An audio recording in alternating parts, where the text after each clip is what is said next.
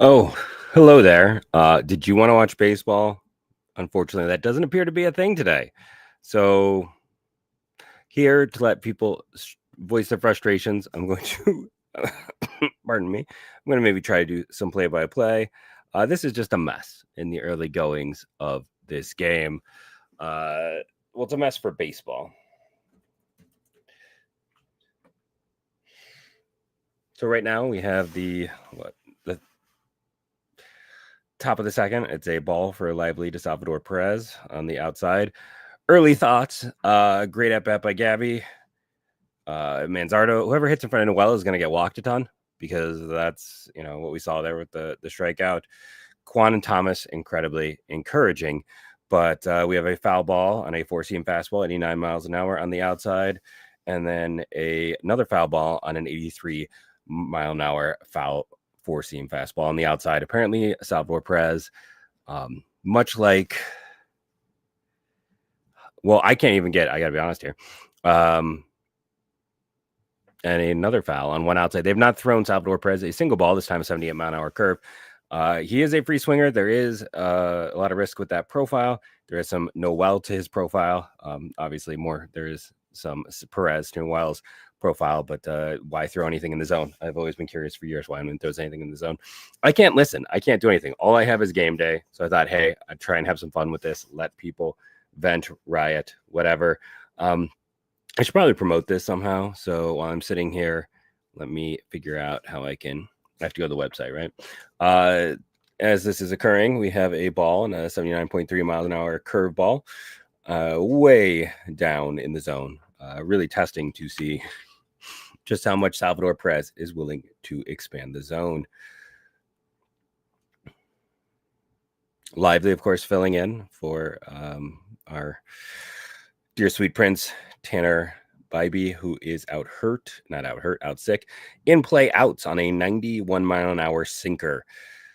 So that is a positive. Cleveland has so far had pops out to first baseman Carlos Santana in foul territory. I guess I should have probably created, a picture for this, but whatever. Make sure I turn on monetization while I'm at it. So I appreciate everyone joining us. This is very impromptu. So please just give me a second while I get things together.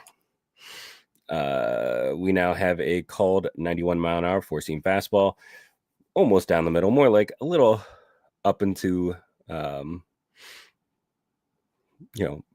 side left ball on a 90 mile an hour 4-seam fastball. Lively is working in and around the zone. He is, we know his stuff isn't overpowering. He's got to do what he is doing to be successful. And so far it's working. I will say it again. Kansas City, Bobby Witt is scary as hell. Rest of this lineup, Vinny Pasquantino is also very good. In play, no outs. So we have a single here from Michael Massey. Massey is solid. I would argue is, one of their top 5 hitters.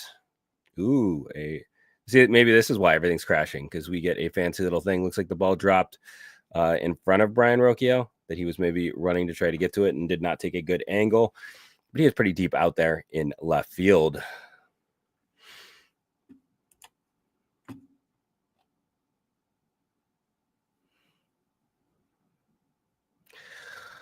No, I agree. It is a total terrible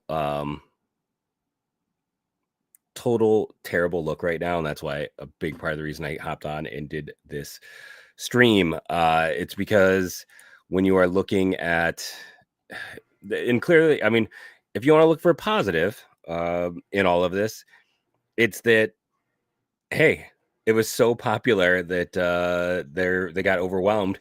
But I mean, for me, like, I have it working on an app. I can't get game day to work on my computer. I can't get Baseball Savant to work on my computer, like MLB in general. And then we have Hunter Renfroe. First pitch was a ball, 4-seam fastball, high, followed by a ball to left field that Stephen Kwan got for the second out. So we have 2 outs, a runner on first base. Michael Massey, who runs decently well. And coming up, well, that was Hunter Renfroe. So MJ Melendez, who is a fun young hitter. I remember talking with Tristan McKenzie about him when he was in when Mackenzie was in Double A. Let's see, I did that, and now I need to go and share the link. So like I said, this is the super impromptu because I am frustrated as well. We have a pickoff attempt. Unfortunately, nothing to show for that. Maybe it was just bad. Sorry, when I went to grab the link, it popped up with my own voice, and nothing makes it worse than hearing your own voice. I don't know how any of you listen to me, honestly. Oh, thank you. I'm glad you enjoyed my topics. It was very well put together, very quickly put together.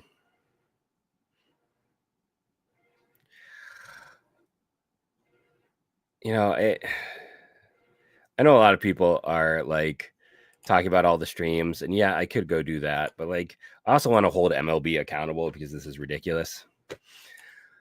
So there we go. Oh no, don't go to sleep on me. I need the only thing that will actually tell me what's happening in this game. And it just shows me that they needed to stress test this better, that they expanded to 5 teams who have, this is their major way to do it. They have not, and it's working. I'm not sure what's working. Someone just got that. So I just shared out the link. So to catch up in the game, because I did say I tried to do some play-by-play, we had a foul 4-seam fastball, which was just slightly outside. And we had a ball, which was a sweeper, a swinging strike on a 76-mile-an-hour sweeper. And the third and fourth pitch were almost in the exact same places. Swinging strike blocked. MJ Melendez strikes out. That ends the inning. So there has now been, one hit for... It's now working. Is it actually working? Is this no longer necessary? Is it just going to be this thing where I did a weird random thing? They didn't stress test this. That is what is very clear to me. There was no stress test, and they were not prepared for the fact that 5 teams, this is their only way of getting the product. And I do want to stress that, like, don't come after the Guardians.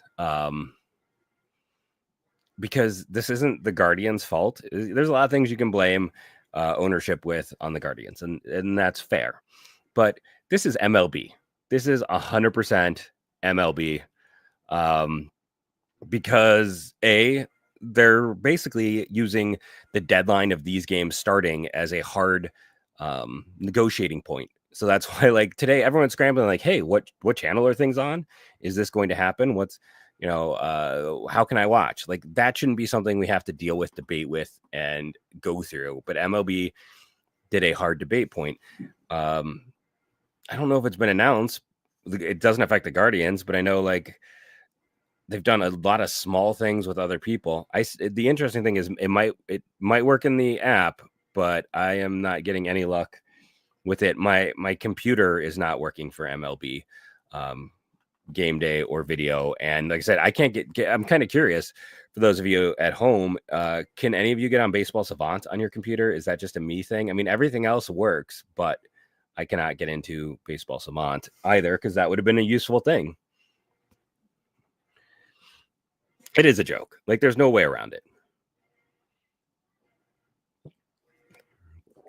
Like, you have one job, right?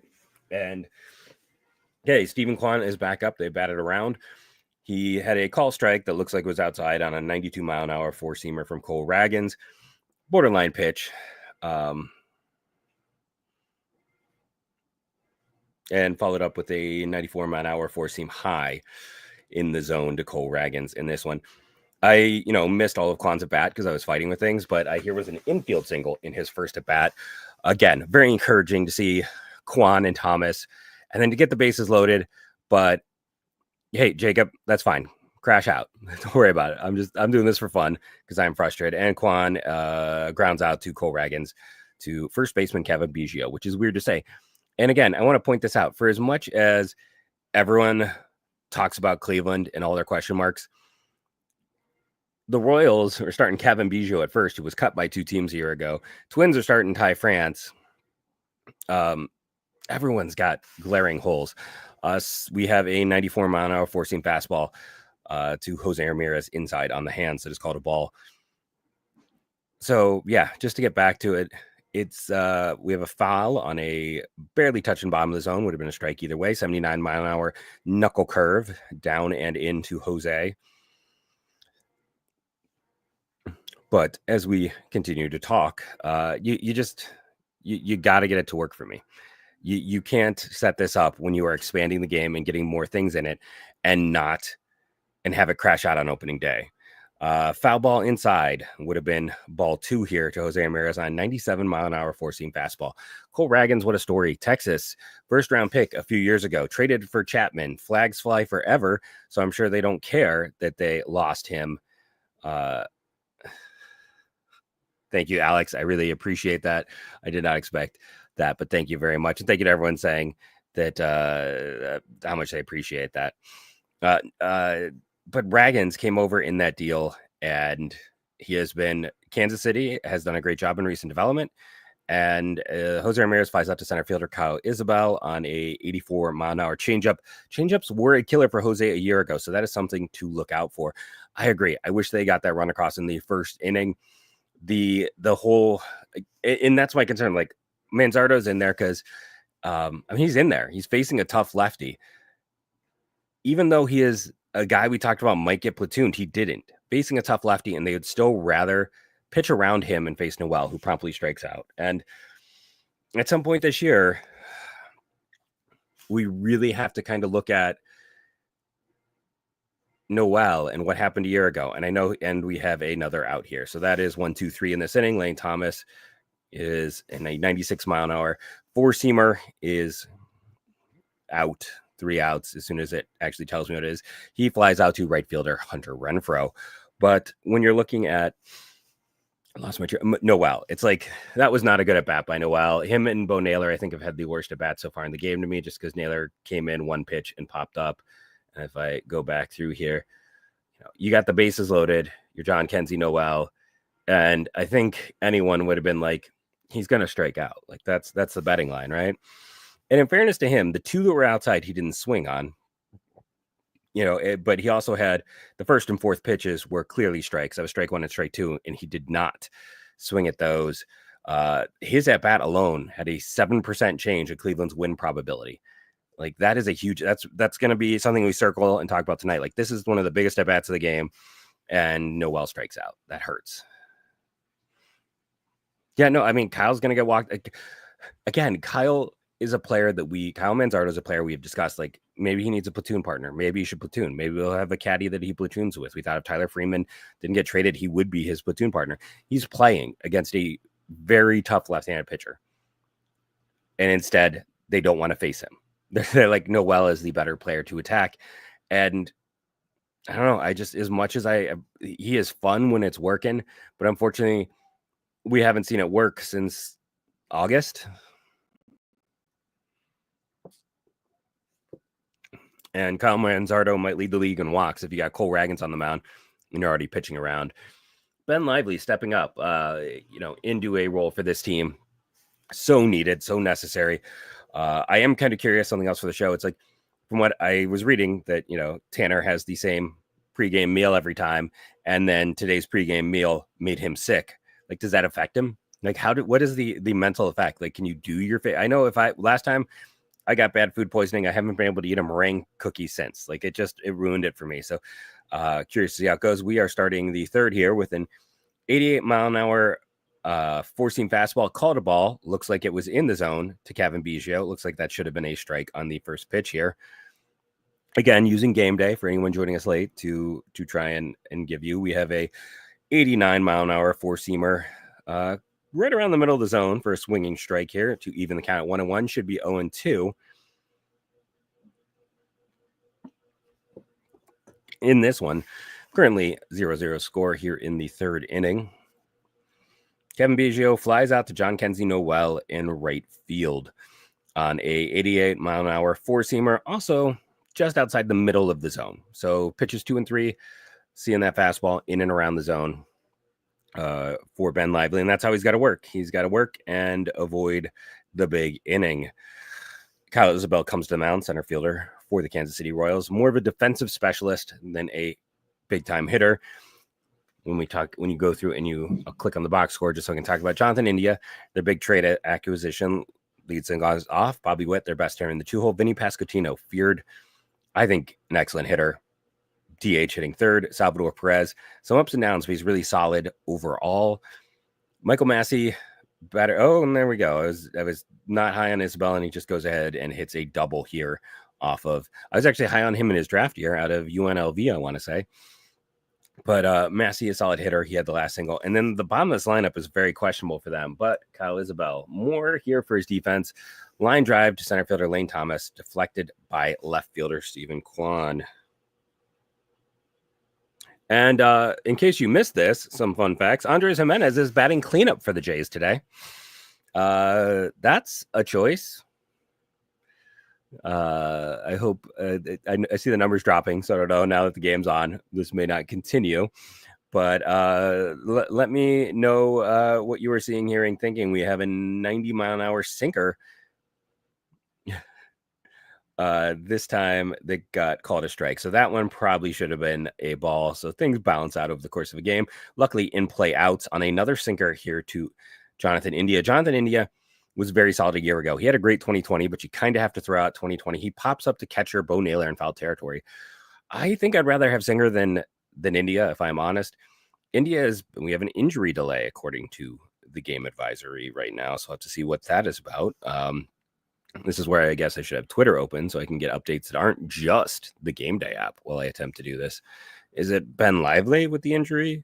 Is it Bo Naylor? What, if anyone, hey, Verlis, thanks for joining us. I'm curious to see what is causing an injury delay. Carlos Santana is down and receiving medical attention. He collided with Bo Naylor in front of home plate. Both went to catch a patch up. Nope, a pop-up, and Naylor caught it. So there you go.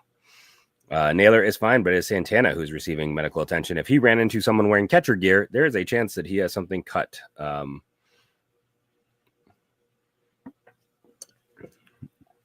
Other people are saying that that MLTV is working on their browser and that clearing their cache helped them. So if you're still trying to get in and watch, try clearing your cache. In this game, we according to this, it's still a delay. I'm going to mute so I don't cough on my.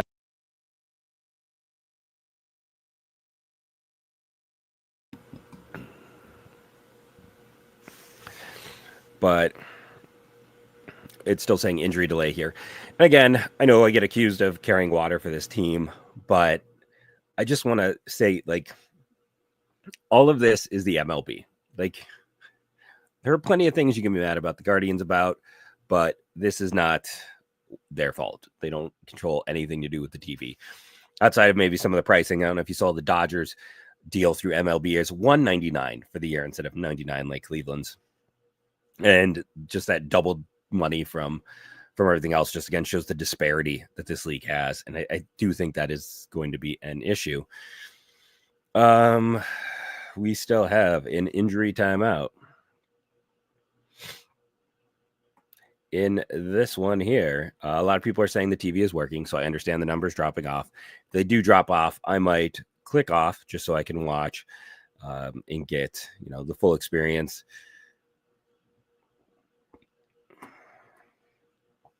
We do have an update, a very important one.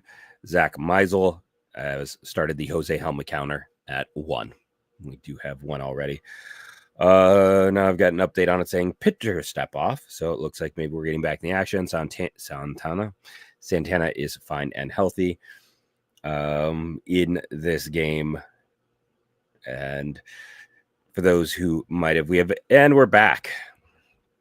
And 83-mile-an-hour slider up and in the zone to Bobby Witt, who I think struck out in his last at bat. I could be wrong in that. Very dangerous hitter, obviously. My pick for the American League MVP, and then a foul off a slider that was a little lower in the zone. That is back-to-back sliders. I'm kind of curious to go look at that first at bat very quickly and see if it was a steady diet of sliders as well. If this is something, now there's a lot more video. It was 2 4-seamers and 2 sinkers, so it was no sliders in his first at bat. Witt's scary as heck, man, and a out of the zone sweeper that might have been a slider. Sometimes it doesn't pick things up well. That he swung at but hit foul. Bobby Witt's, one of the best 5, best 10 players in baseball. It's a debate for another day, but I was not as high on him in his draft year or coming up. He is someone I missed. Like people sometimes say you only talk about what you get right and you talk about too much. I will always find out what I missed. And I was off another foul ball to Bobby Witt here on a sinker, 90 miles an hour. Top of the zone, if touching at all. He has swung now at 2 pitches out of the zone in this at bat. You got him 0-2. Why would you throw him anything in the zone? I agree with Mr. Ryan Beans here. Lively has seemed very sharp. He's working around the edges and the corners, not just around the edges and the corners of the zones, but also like the edges and the corners around the middle of the plate. He is not dropping it in the middle where we know is a bad place to be. In play, no out. That's not great. Might have runs coming here. A 77-mile-an-hour curveball well off the plate that Bobby Witt got into. No runs. If you're not watching, it was an infield single to Brian Rocchio. We've got runners on first and third with 2 outs now. In the last 3 pitches, there were 5 pitches thrown to Bobby Witt in that at bat. The last 3 were all out of the zone. They were all pitches that were out of the zone, and Witt just could make things, work naturally there. I don't know how close of a play it was in terms of Rocchio's throw to first base. I cannot speak to that because, again, I just have game day here that we have a batter timeout with Vinny Pasquantino up to the plate right now, who's 0 for 1 in his last at bat. And in that very last at bat, he lined out to Stephen Kwan on the second pitch, a 4-seamer and a sinker to him. He starts it off with a sinker, 91 miles an hour, up in the zone, but still in the zone. He fouls it off. Good to know. I mean, Witt runs well. I'd be surprised if, according to Ryan Beans, that only Vizquel could have made that throw. Witt runs well. I wouldn't expect anyone. I'm not going to place that on anyone. That's a hard throw with someone with his speed. Vinny Pasquantino in Kansas City's kind of collapsed last year. He made the postseason. Stolen base. Bobby Witt steals second base there. Just talking about his speed. It's interesting. Well, it was an 89-mile-an-hour 4-seamer. It was up in the zone, though, so you'd think that had somewhat of a chance. But now there's runners on second and third. Really need to concentrate here and get Pasquantino. But Pasquantino's injury was a big turning point for the Royals last season. They have him playing DH this year because they're hoping that'll help him stay healthy longer term. I am hoping someone is saying sports betting is also down. What a day for the internet. And Vinny Pasquantino, home run to center field. It is 3-0 Kansas City right there. It was a 79-mile-an-hour curveball. The curveball this inning got absolutely destroyed in general. Bobby Witt's single was off a curveball that was out of the zone. This was an in-the-zone curveball. That's always going to be the problem. Ben Lively's stuff is good, not great, and it's got to be bend, don't break. Right now, the killer, we could say, is a home run. I mean, yes, that much is obvious, but the killer is getting the bases loaded in the first inning and having nothing to show for it. No matter how this goes, this is a big moment. Ben Lively was not expected to pitch. I can make a bunch of excuses. You still need to execute. They didn't, Noel didn't execute. Lively, I have a hard time, like I said, I'm going to have a hard time getting too upset with Ben Lively. He did not start this day expecting to play. He didn't get to prepare. The interesting thing I will say is the to be determined for the next 2 days, because they're waiting to see how Tanner feels. He's got tomorrow off. There is no baseball tomorrow, unfortunately. And then Saturday, Sunday, if he's ready to go, they're just going to bump their rotation a day. So we'll have Tanner and Gavin matched up for the rest of the week.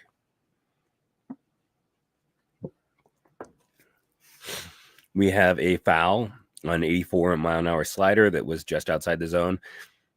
And then a swinging strike on a 91-mile-an-hour fastball that was, the first one was in the zone, but on the edges. The second one was outside the zone to Salvador Perez. Last time up was about when I started the stream, and Salvador Perez was talked about how they were keeping most of his pitches outside the zone. Salvi strikes out on a called strike, third pitch. The interesting thing is that pitch was easily the most in the zone pitch of that at bat. So after the home run, Lively settles in. Unfortunately, 3-run home runs.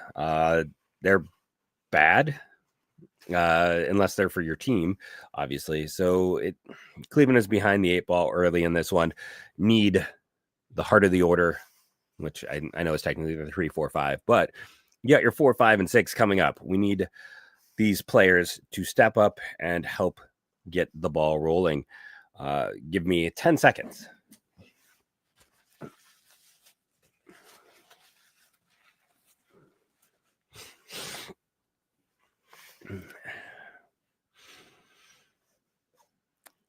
So I fully expect tons of doom and gloom because that is what happens. There's a lot of people who are waiting either A, to say I told you so, that the team isn't good enough, or this or that. And there's the interesting thing, and I only cover the Guardians, so I don't know, but I feel like as a fan, I saw this with the Guardians, I didn't see it with the other Cleveland sports, is there's a high level of toxicity between the team and the fan base. And there are definitely people who get more enjoyment, it feels like, from their failures and their successes. I think this is a interesting team. I think it's going to be a fun team against a lefty. It's a very tough lefty. They are set up to be much more successful with the way the lineup is this year. For all of Josh Naylor's success, last year he couldn't hit lefties again. So, this having Josh in this lineup wouldn't necessarily have affected things as much. Santana is better against lefties, so they should be set up to be even more effective in this particular situation. But it is Cole Ragans. It is one of the best lefties in the game. Kind of have to throw everything out the window. Santana is coming to the base, the Gold Glove first baseman.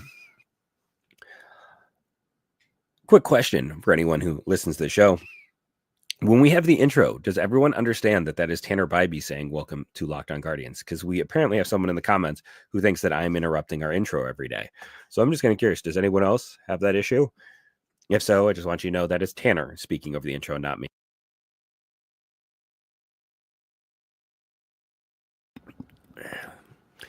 I feel some of that, Ryan. It does feel like the Browns' hope springs eternal, and for the Guardians, it's negativity springs eternal.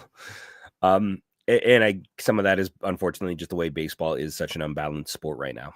And if anyone, right now we are at a 2-2 count, 2 strikes, called strike, foul, fastball cutter, then a ball on the third pitch, fourth pitch goes to the zone, another four-seamer going with all fastballs to Santana in this at bat.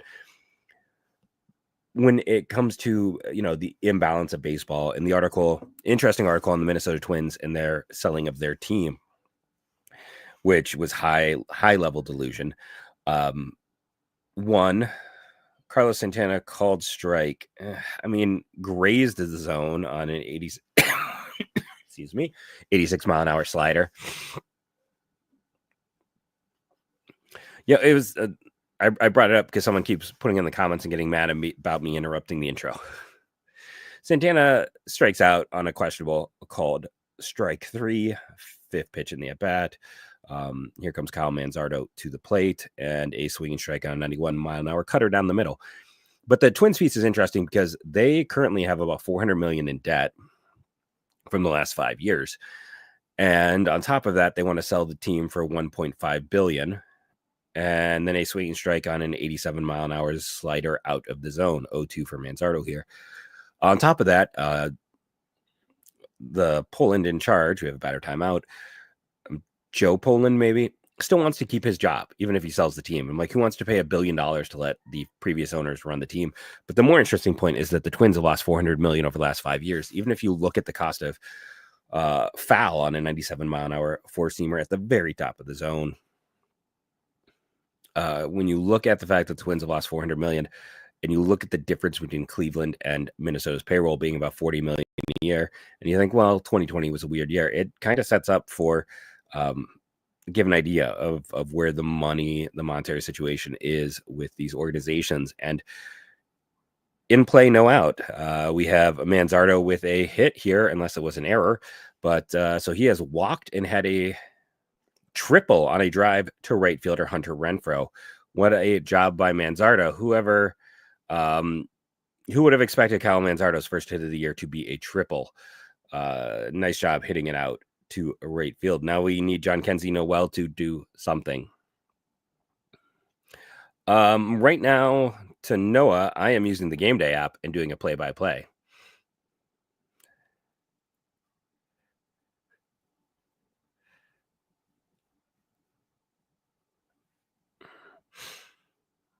I'll have to go back and watch the Rocchio play. I got to go back and look at it and see.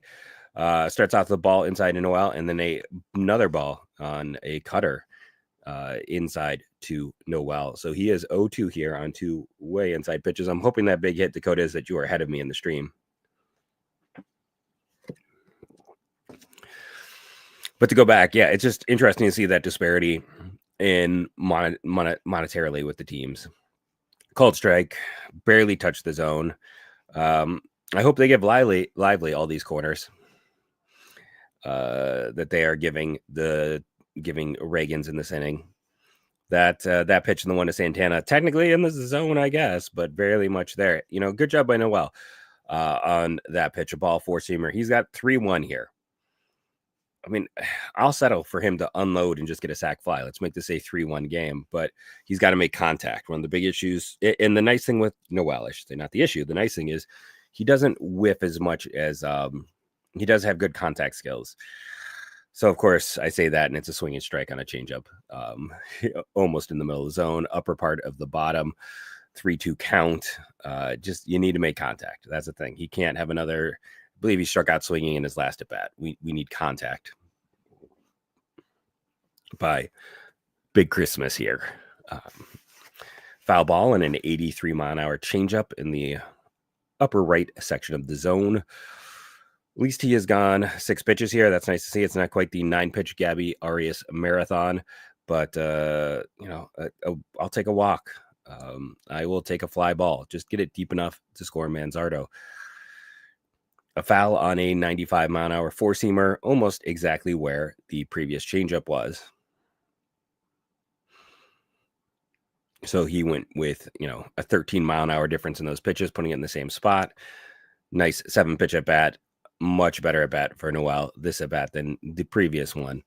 Need him to step up, need him to perform. He is in here because of his ability to hit lefties, and they need him to step up and do that. If he can't, then in Nolan Jones's good year with Colorado, he hit lefties and righty in play runs. I think we have John Kenzie Noel.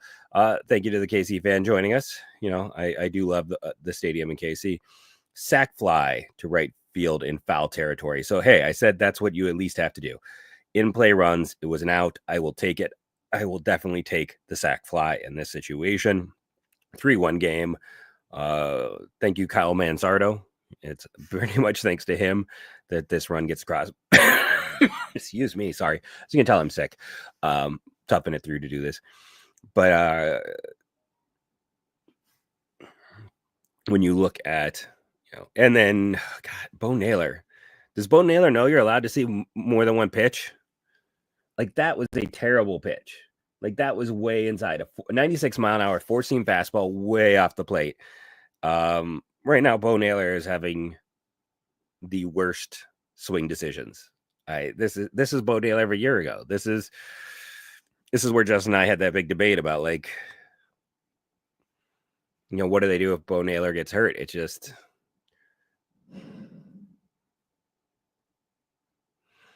Bo Naylor got a hold of it, Ryan, or Noel did. I mean, that's the problem with that pitch is where it's located. Even if you get a hold of it, you're more than likely can't do anything with it. You got to have some patience. Good launch angle. Exit velocity is only... So he hit it 348 feet, which is, decent, but he only had a 90.7 exit velocity. He's not going to hit that out. Like, he got a hold of it to a degree, but because it was so inside, he couldn't generate the power to get it out there. Like, that's a bad pitch to swing on because, yeah, he hit it a decent distance, but when it's that far in, you can't generate exit velos on your bat swing to be able to get that out. So he hit it hard, but he didn't hit it hard. He hit a 90.7. That's not hard. He had a good launch angle. It went a decent distance, but swinging at something that far inside, you can't do anything with it.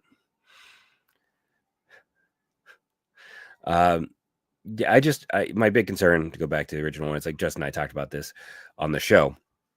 It's like, what do they do if Naylor were to somehow get hurt? Like, who's the backup catcher? And it's like, what Naylor did a year ago was so poor that I think,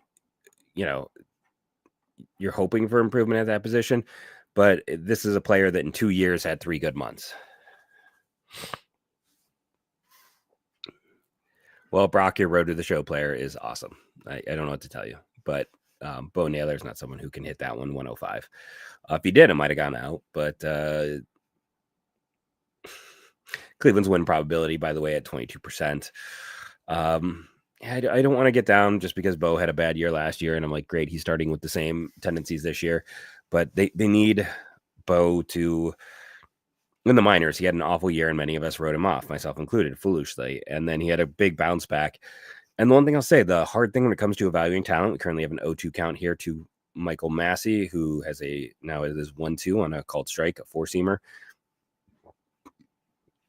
One of the things that is hard with player evaluation in the minors, thank you for joining us, Brock. Somehow in my mind, I knew you were a Cardinals fan, and I don't know if that's like when you said that, I'm like, oh, I knew that. A four-seam fastball there, 89 miles an hour.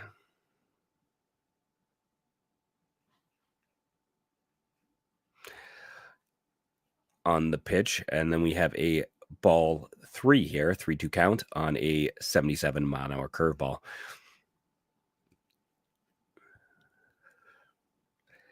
But to go back, and Michael Massey lines out sharply to center fielder Lane Thomas. It was an 89 mile an hour four-seamer just off the center of the plate.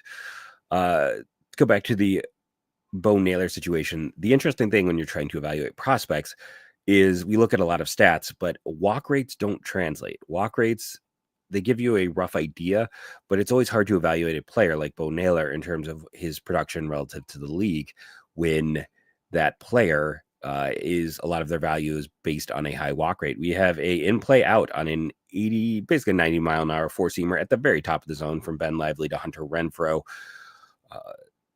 He grounds out to third baseman Jose Ramirez on the pitch. 2 away for Ben Lively here in the fourth. So yeah, I would say that one of the hardest things to do when you're evaluating prospects and you're looking at some of the stat lines is you kind of have to pull out walk rate and look at some of the other things they do. 77 mile an hour curveball in the zone, called a strike to MJ Melendez here.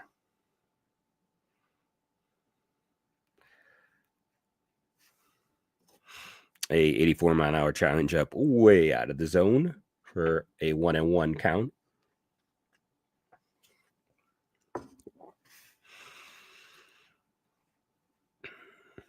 Followed up with a foul on a 89 mile an hour four-seam fastball.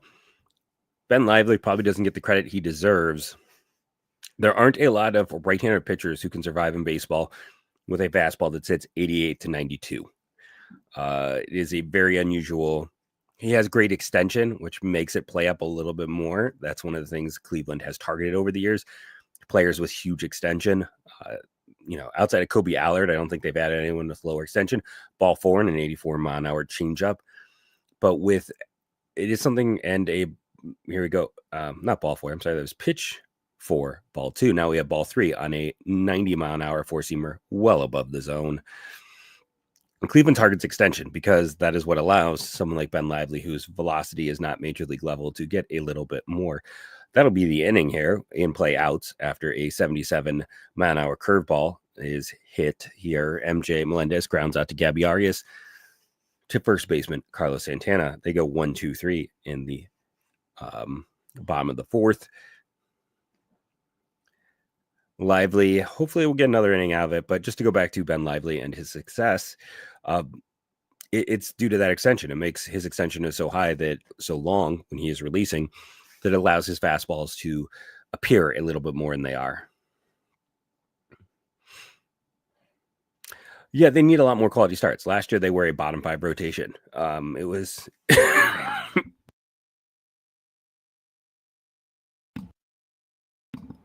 It was ugly for a lot of the year with the rotation, the bullpen. I think it's going to be a good bullpen. Again, someone in the comments was talking about me being Mr. Negativity about yesterday's show in the bullpen. I just don't think you can expect them to replicate the level of excellence they had. Like, that was maybe the best bullpen I've seen in my life. So I'm not, being a doubting person in the bullpen. I just think there's a degree of concern that if there's any regression there at all, that they count on that bullpen so much. But the way to balance that out is to have some starting pitching you can rely on.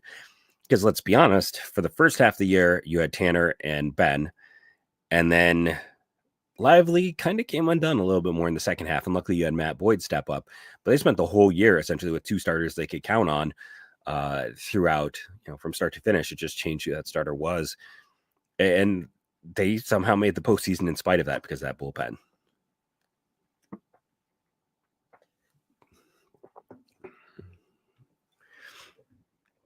Let me go back through. I'm going to make sure the volume's off because if I let any sound come through, I'm going to now check out the Bobby Witt ground ball, see what happened here with Brian Rocchio. Because as much as I enjoy Mr. DB Collins, I know he's a big Arias fan, so I gotta sit back and actually see. I don't know, like that's a hard play to get to. I can't fault Rocchio on that one. He covered a lot of ground to get there. He does not have the strongest arm, so by getting over there to get the ball, he got up, made a clean transition. He threw it close to first base, but he just doesn't have a rocket. Like he does not have a strong shortstop arm, and I can't fault him, dude. Like I'll call a spade when he is. It's something you can blame him for, but I can't blame him for that one. Does Gabby Arias make that throw? Maybe, but Bobby Witt's also really freaking good. And we are back. Gabby Arias. I missed two pitches while doing that. Knuckle curve on the top of the zone, followed by a changeup on the top of the zone, both out of the zone. Called strike on a four-seam fastball that was clearly out of the zone. Should be 0-3 right now, or 0-3. Should be 3-0 right now instead of being a 2-1 count. That is... there's been some generous calls for Ragan so far in this game. In play, no out for Gabby Arias. So we have a hit of some kind on a 90-mile-an-hour cutter in the zone. Doubles on a line drive to Hunter Renfroe. That's also where looks like that was close to the line. But good job by Gabby Arias. DB, where are you? Do a victory lap. I hope you're still here. The leader of the Gabby Arias fan bandwagon was in chat earlier. But yeah, it's been some bonus calls for Raggins, which he doesn't need. But doesn't matter because Gabby took care of business there. Need Brian Rocchio to be closer to playoff broken Brian Rocchio. Ball, 82-mile-an-hour changeup, low in the zone, well off the zone. We got a mound visit. Raggins' command. I don't know if he's walked anyone, but he has been out of the zone a lot. What's his pitch count at right now as I am going through, trying to see. Come on, app, give me a pitch count. 68 pitches. And he is only, 4 innings in. This is the 5th inning, but he hasn't gotten anyone out. So he has needed a lot of pitches today to get through this one. Cleveland, but people used to love the box score bingo. Cleveland does have the one semi-intentional walk.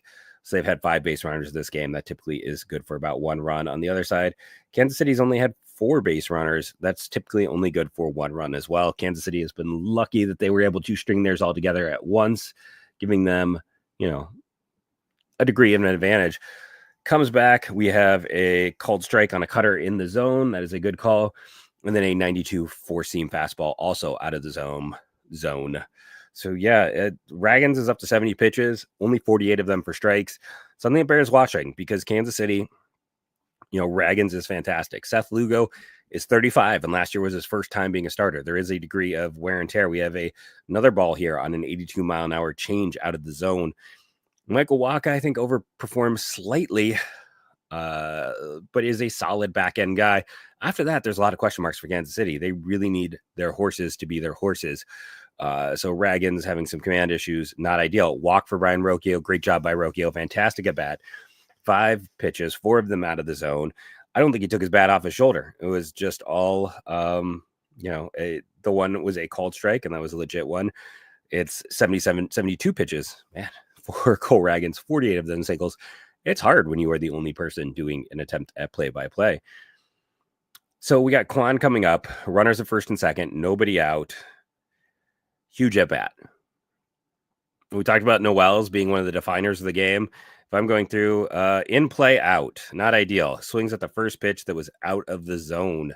I'm hoping this is not a double play, but that is not a pitch you want to swing on. Sacrifice bunt. Okay. I don't love that. I got to be honest. I don't love that at all. Like, Gabby and Rocchio run well. You got one of your best hitters at the plate. don't sack, bunt, and give up an out. Right now, you need your best hitters to swing away. You've got your two best hitters coming up. Swing away. Don't bunt. Don't bunt in that situation. Like, it's not like you have someone who is slow. Like, Gabby runs fine. Rocchio runs fine. Rocchio's no speed demon, but he runs fine. Like, don't bunt. Don't bunt. So we have the cutter foul ball followed by a changeup out of the zone, 84 miles an hour. We are up to 75 pitches on Cole Raggins. We need J-Ram to be J-Ram and not playoff J-Ram right here. This is a huge at bat. You just had, I don't even think it's arguable. I think the second best hitter on the team just gave up an at bat by bunting. In play runs, 96 mile an hour fastball. Jose got a hold of it. I'm waiting to see what happens here.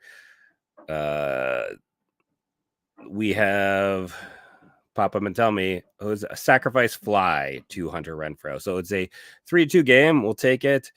Both runners advance, and you have Gabby Arias scoring, Brian Rocchio at third. Come on, Lane Thomas. Perfect time for a single to tie it up right here. We have not had a big hit. It has not been that type of game. Thank you, Dakota, for staying. You know, the numbers have been between 30 and 40. It's okay numbers. I'm kind of curious if I look at the data. I hope people enjoyed it. I was going to sit around and watch the game and play PS5. And then, unfortunately, first pitch, Lane Thomas. But that is just who he is. Pitch in the zone, in play out, grounds out to Michael Massey, 3-2.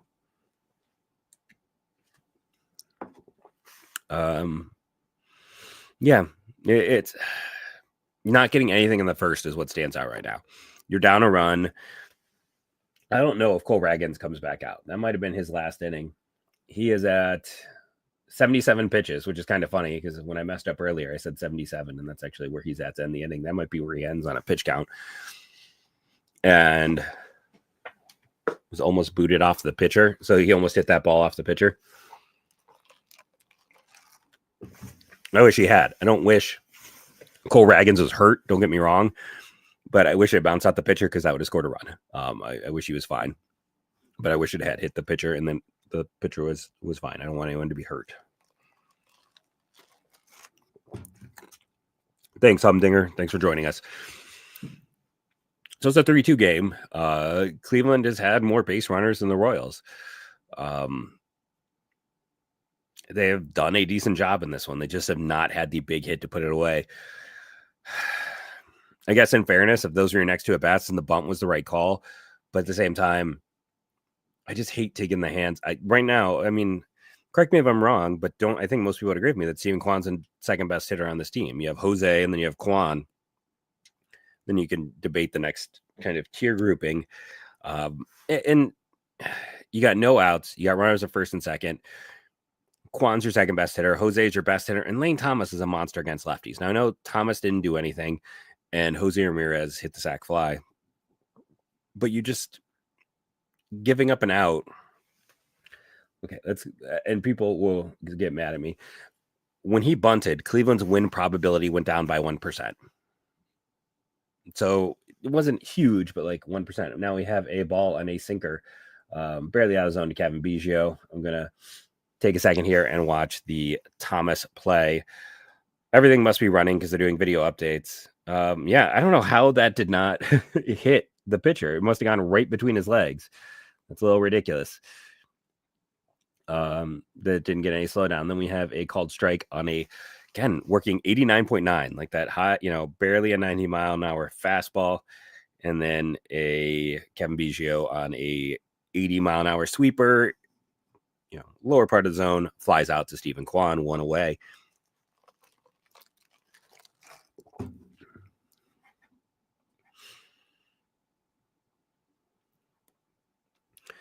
Trying to remember who's next up in this lineup after Biggio. It is Kyle Isabel, who had the double in his previous at-bats that led to the 3-run home run. This is where it started. Isabel, more known for his defense than his offense, had a big hit off of Lively previously in the game. Starts him off with basically a 90 mile an hour fastball in the zone. to which is called a strike, and then a 84 mile an hour changeup out of the zone that we have a 1-1 count. Again, sorry for the coughing and the general illness. It is the minute I get healthy, I seem to catch something new.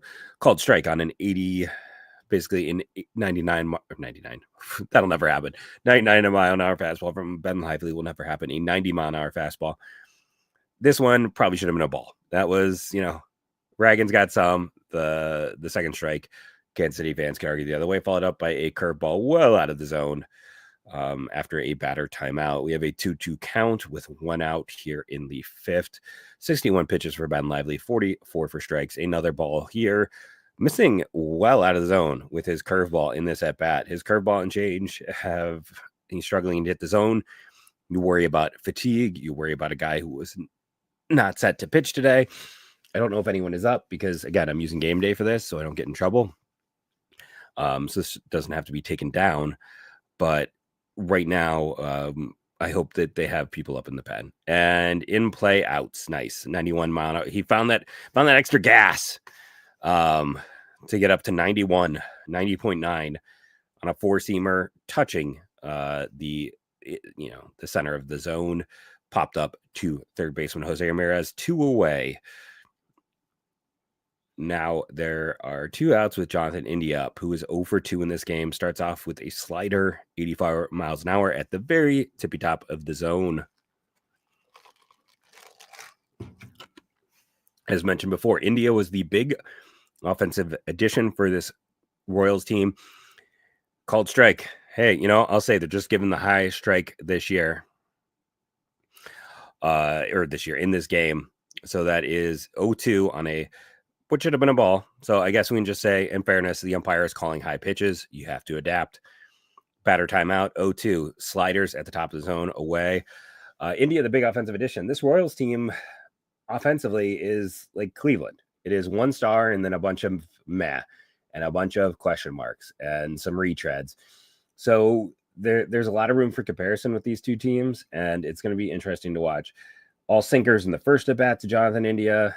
And let's see, in his second at bat, he popped out to foul territory. And let's see, sinker. So this is the first at bat. He hasn't seen a sinker yet. It's all been sliders, but he is out on a sinker. They got with third pitch was a foul pitch. Sweeper in the zone at the very peak of the zone was a sinker. Sinker is apparently his kryptonite. I'd have to go look at the data from a year ago to see if Jonathan India is someone who just does not like sinkers, because that one was a sinker. He might have hit it far. He had a good launch angle, but again, problem for India is that's one you can get a hold of. Don't get me wrong, but his exit velo was only 89 miles an hour. He did not hit it very hard. JG from space, it shouldn't be blacked out at all. JG, where do you live? Because it's not, here's the thing I'll say.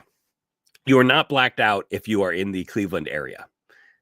If you're in the Kansas City area, you could still be blacked out.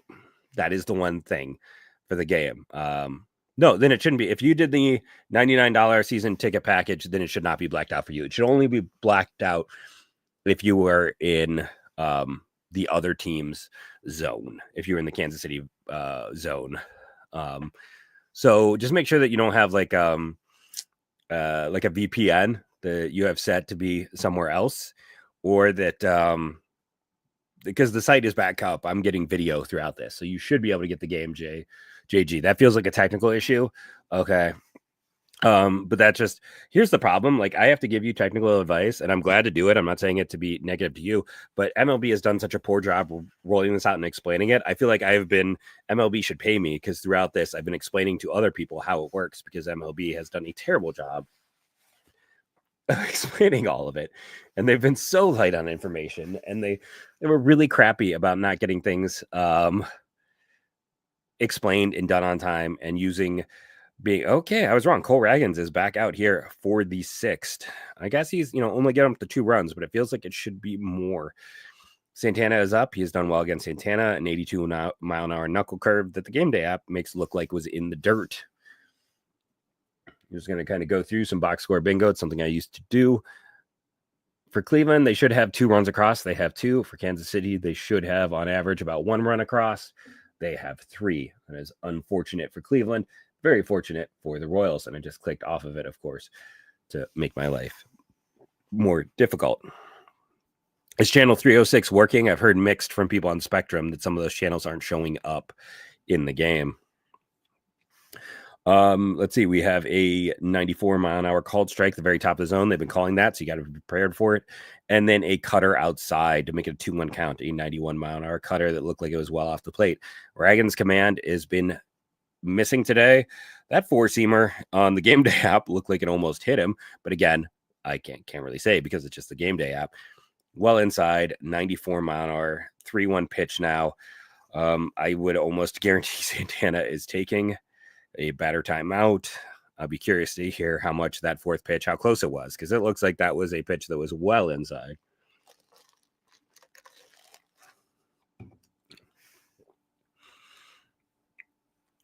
Foul ball on a 90-mile-an-hour cutter, pretty much in the middle of the plate. 3-2 count. Need Santana to get on base here, take advantage. Ragan's up to 82 pitches, 54 of them for strikes. He has been all over the place today. Against a better lineup, they might have made him pay a little bit more. Unfortunately, Cleveland has not done that. Waiting for the 6th pitch in the at-bat, and in play, no outs. So that is a positive. Santana with his first hit and his return to Cleveland. His second return, singles on a ground ball to Kyle Isabel, deflected off of Bobby Witt. So it sounds like it was a hard hit ball that Witt tried to get to, couldn't get to, and ended up going to the center fielder.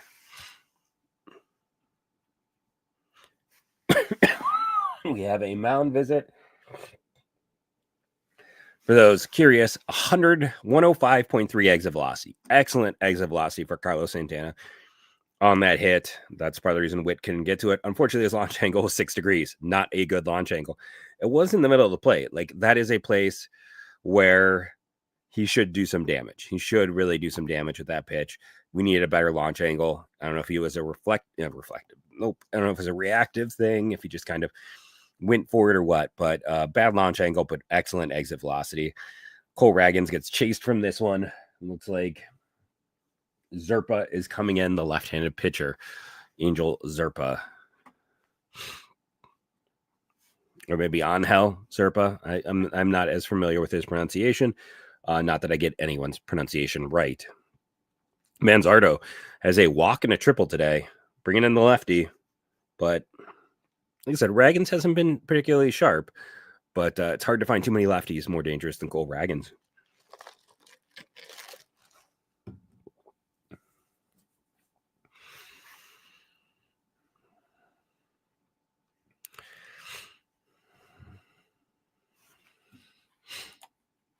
Just going to, out of curiosity, see how this episode is doing, as I'm having some fun with the whole my version of a one-man play-by-play.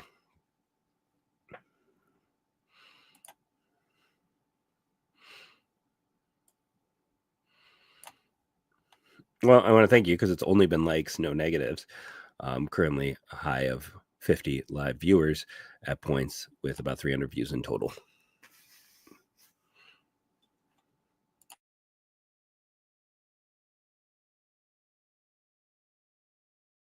I think the rule I shall make is when Ben Lively is gone, I will go as well. I hope everyone enjoyed a weird bit of play-by-play. This way I can actually watch some of the game and I don't have to worry about. I don't know about my travel. In-play runs. Kyle Manzardo, home run to center field. Carlos Santana scores. Hopefully, I apologize to anyone. He hit the snot out of that one. 406 feet? Sorry about the noise. I apologize for the clapping, but like, how can you not appreciate that? Man, 424 feet, 106.4 exit velocity, 36-degree launch angle. So Santana's ball was almost hit as hard as that, but the difference was 30 degrees of exit velo. Like, he hammered it, and he had a good... Remember when they traded for Kyle Manzardo? People were like, this guy has no power. Could we just play this on loop for them? Like that should be their punishment. Like that they have to just watch that hit on loop. Man.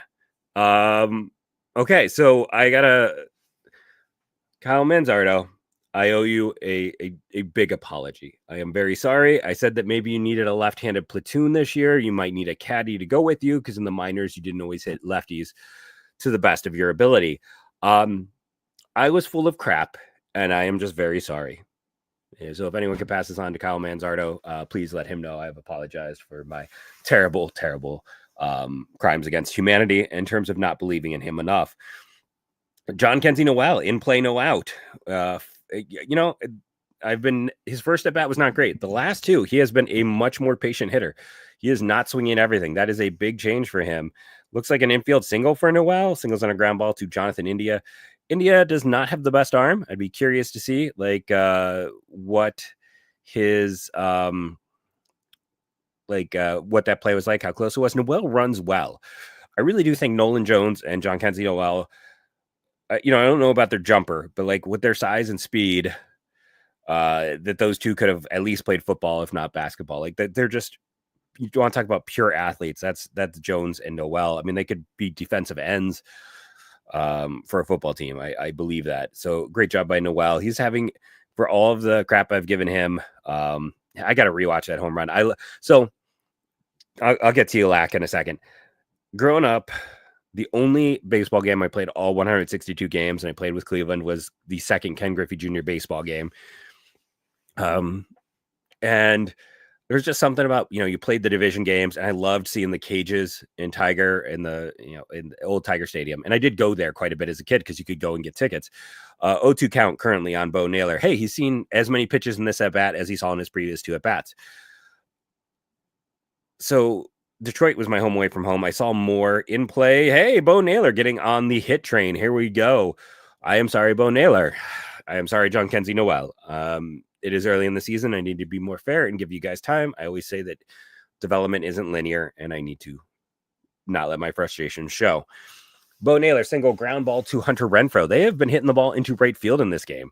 What are they up to? 8 hits? I feel like 4 of them to right field and the sacrifice fly. So you have runners on first and second with nobody out. Gabby Arias is up. Right. No, he's a switch hitter, but isn't he a switch? No, he's a right-handed hitter, right? Yeah, I think he's a right-handed hitter. Where's Gabby switch? I don't know why in my mind I want to say Gabby switch. But I think he's right-handed. But to go back to all of this before I lost it. Playing that game, watching all those fun stadiums, like I said, Tigers. I've always loved the fountains in Kansas City. I love that. I know they're going to do a new stadium at some point. I hope they have the fountains. Send Justin the live link. So Justin's going to join me. Okay. Let me see if I can send him the live link. Well, I'm going to drop it on Twitter in a Twitter DM.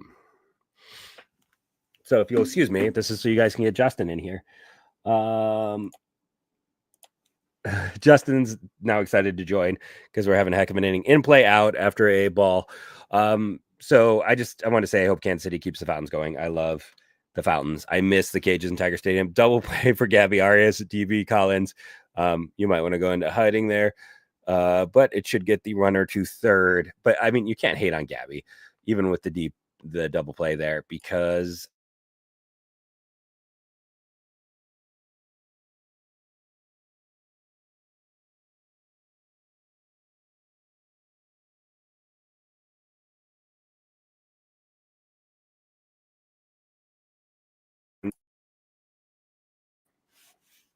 am I still here? Can people hear me?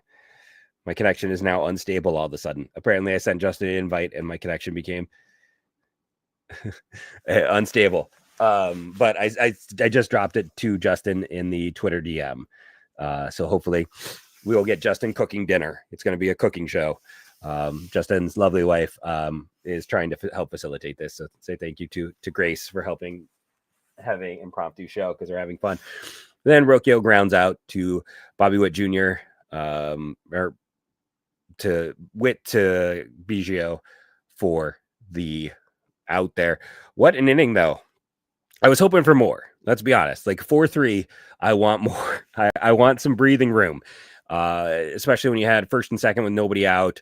Unfortunately, the double play, not ideal, followed up with the ground out by Rocchio. What I'm kind of curious to see now is just kind of looking at this game is Jose Ramirez the only person who hasn't reached base yet. Hit for Quan, hit for Thomas, hit for Santana, 2 hits for Manzardo, hit for Noel, hit for Naylor. Rocchio had a walk. So, yes, Jose Ramirez in game 1 is the only person to not reach base yet.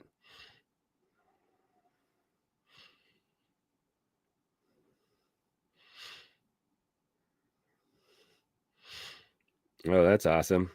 Sorry, just got a non-awesome email. Not ideal for the Rocchio situation, but I can't fault him. And I'm bringing Justin in. Is this a solo party that I didn't get an invite to? What's going on? I mean, I told you I might go live. I just figured I knew you were busy, so with work and things. And I figured when the game was not working, I'd have some fun and do a game day live terrible play-by-play attempt to do a play-by-play. So well, I was telling MLB to screw this up, but everything's back on mine. It's on. It is, and I'm getting at bats, or I get to watch the videos. We have Cade Smith replacing Ben Lively here. One bad pitch. Going for the kill. They're going for the kill. Game 1. Ben Lively, great game. Like one bad pitch. Like he really kept Kansas City mostly off in this one. They only had 4 hits, I want to say, right? Is that correct? And no walks. And 4 hits. Not and no walks. For a guy who wasn't even in Kansas City 24 hours ago. No, they had to rush him out there because of Chipotle. And now it's a great performance. Like it stinks he's got a chance to get the win. Called strike here on the first pitch to Bobby Witt. And I love this. Now, I know on our show yesterday, someone talked about the changes in management. And we're like, there's not that many. I think this is where the change is. Like, Tito was very much like he had a 9th inning guy, an 8th inning guy, a 7th inning guy. Cade Smith is in here for the kill because Bobby Witt's on plate up to bat. That's because Cade Smith is Andrew Miller. When Tito got Andrew Miller, it was just, we have a fire, let's put it out with Andrew Miller. Now Cade Smith is that guy. Yeah. And this is the middle of the order, so that's exactly when you want to be doing this. Mm-hmm.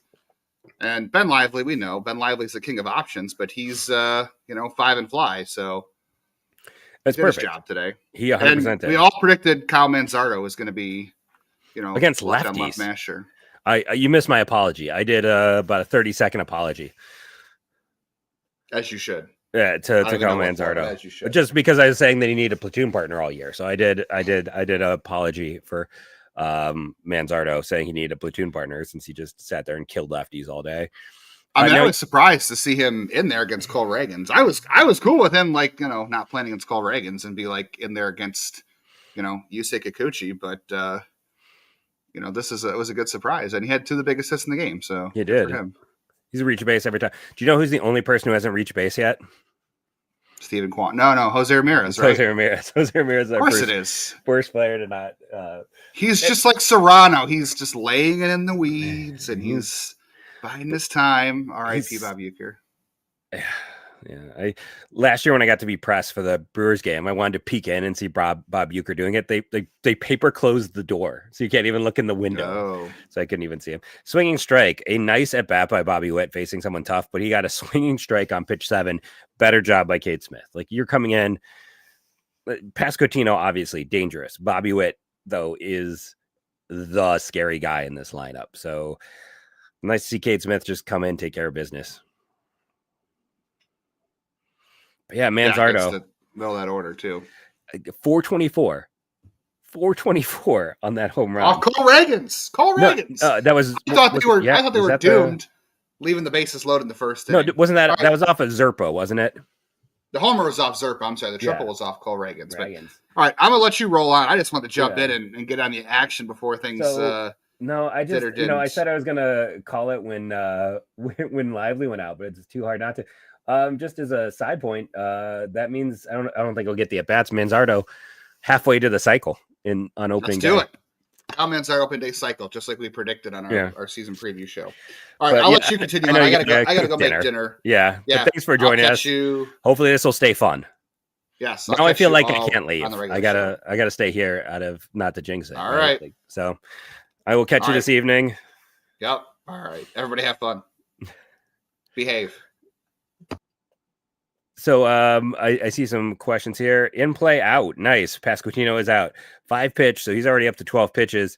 The the ninja assassin that is Cade Smith out of the bullpen, though, is facing everyone down and taking care of business. Lane, this one goes out to Stephen Klein. 267, 53 launch angle. That's too much launch angle for only an 88 on the exit velo. I assume that was an extreme fly ball. Starting off with a first pitch strike at 96 to Salvi in the zone. But to go back to Jack McCurry, I don't think there's going to be more extensions. I think those are typically done before the season is done. We were told that there were some talks with another pitcher. We don't know who that pitcher is. Sorry, I'm laughing at Grace's comment.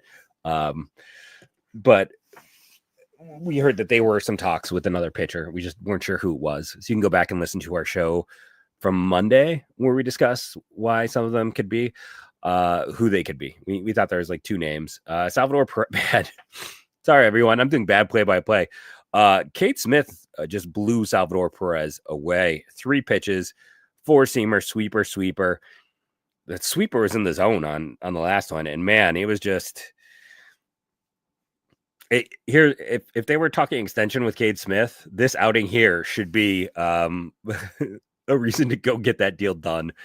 I always think it's interesting that you don't hear a lot of like teams and players don't want to work on deals during the season. It's like I don't know why that is. I guess it's like you don't want it to be a distraction, but.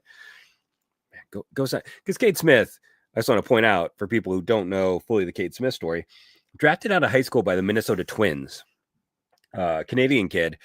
They didn't offer him enough money. He was a day 3 pick, goes to University of Hawaii.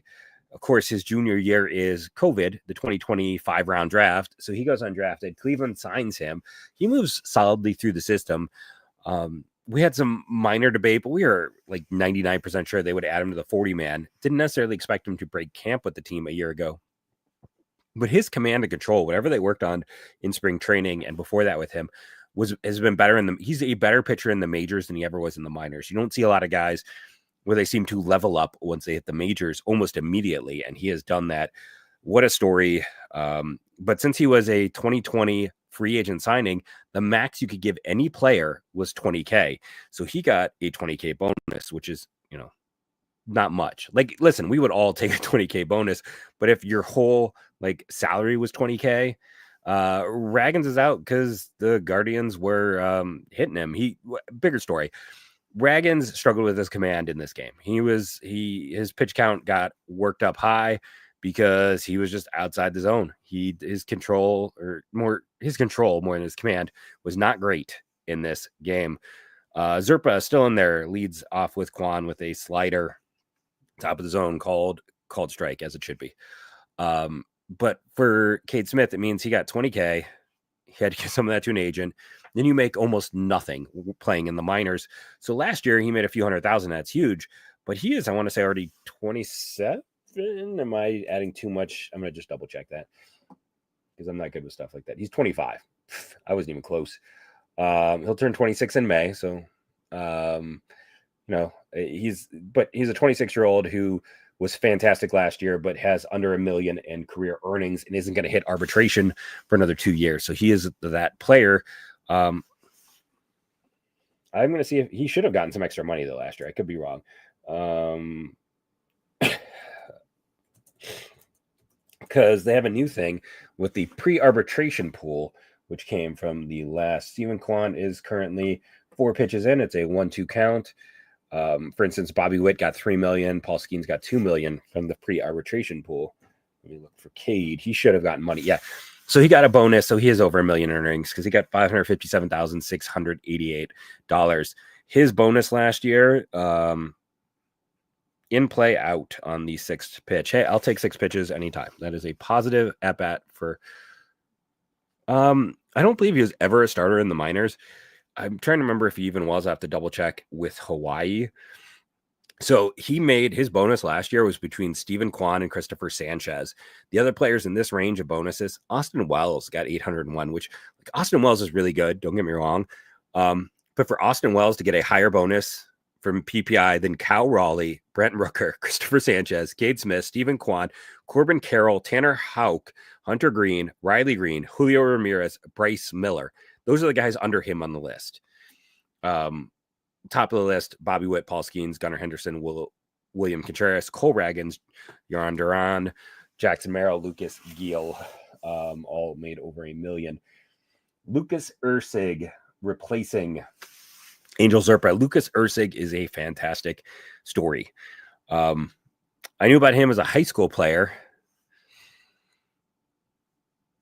and he was rough, and he got kicked off of Cal because he was rough, and there was character red flags all over the place. Thanks, Ryan. I appreciate you coming in, being active, and being here the whole time. I can't leave. Now I feel like if I leave, they're going to lose. Like, I feel like I have to keep going. Kwan, we've got, counting this year, 3 years. I was going to go look up Cade Smith on Baseball Cube because that has the best college data. At least it used to. I feel a little bad for him now. Everyone else is getting the college data. They don't have the advantage.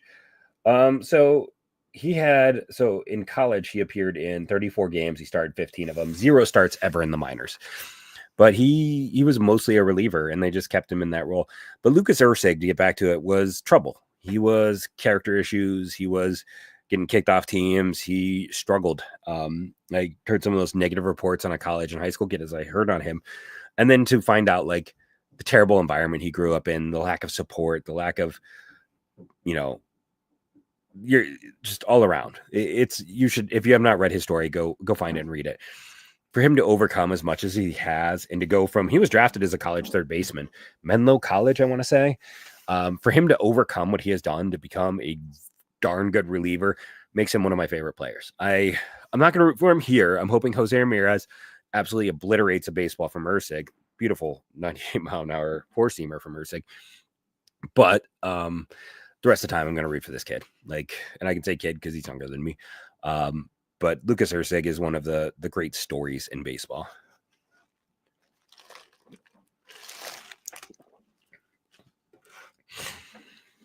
Oh, pitch 3. Jose expanded a bit there. Maybe a 1-2 count. So we had a called strike on a four-seamer, beautiful pitch bomb zone, a 90-mile-an-hour change way outside, followed up with a 85-mile-an-hour slider way inside that Jose fouled off. So a 1-2 count to Jose Ramirez. A 2-2 count after a changeup pretty well outside. Ursig has only thrown one pitch in the zone. Everything has been a little wide in this one.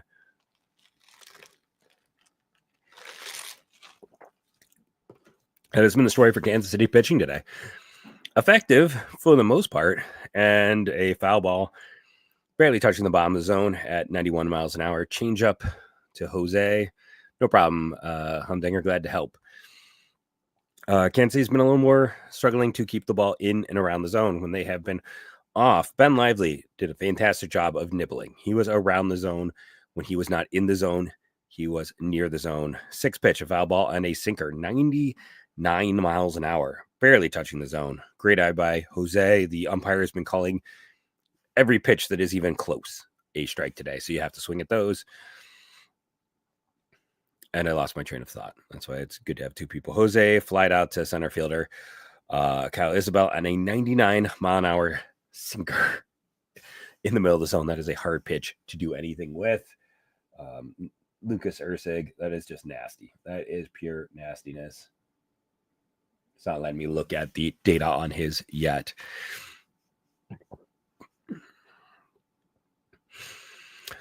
Lane Thomas, and then Carlos Santana. So both these guys do. This is why they went to the righty here. Thomas and Santana are significantly better versus left-handed pitching. On top of the fact that Zerpa had faced a lot of guys, his pitch count was up. Called strike on a 86-mile-an-hour slider in the zone to Santana, or to Thomas. Follows it up with a slider at 86, well out of the zone.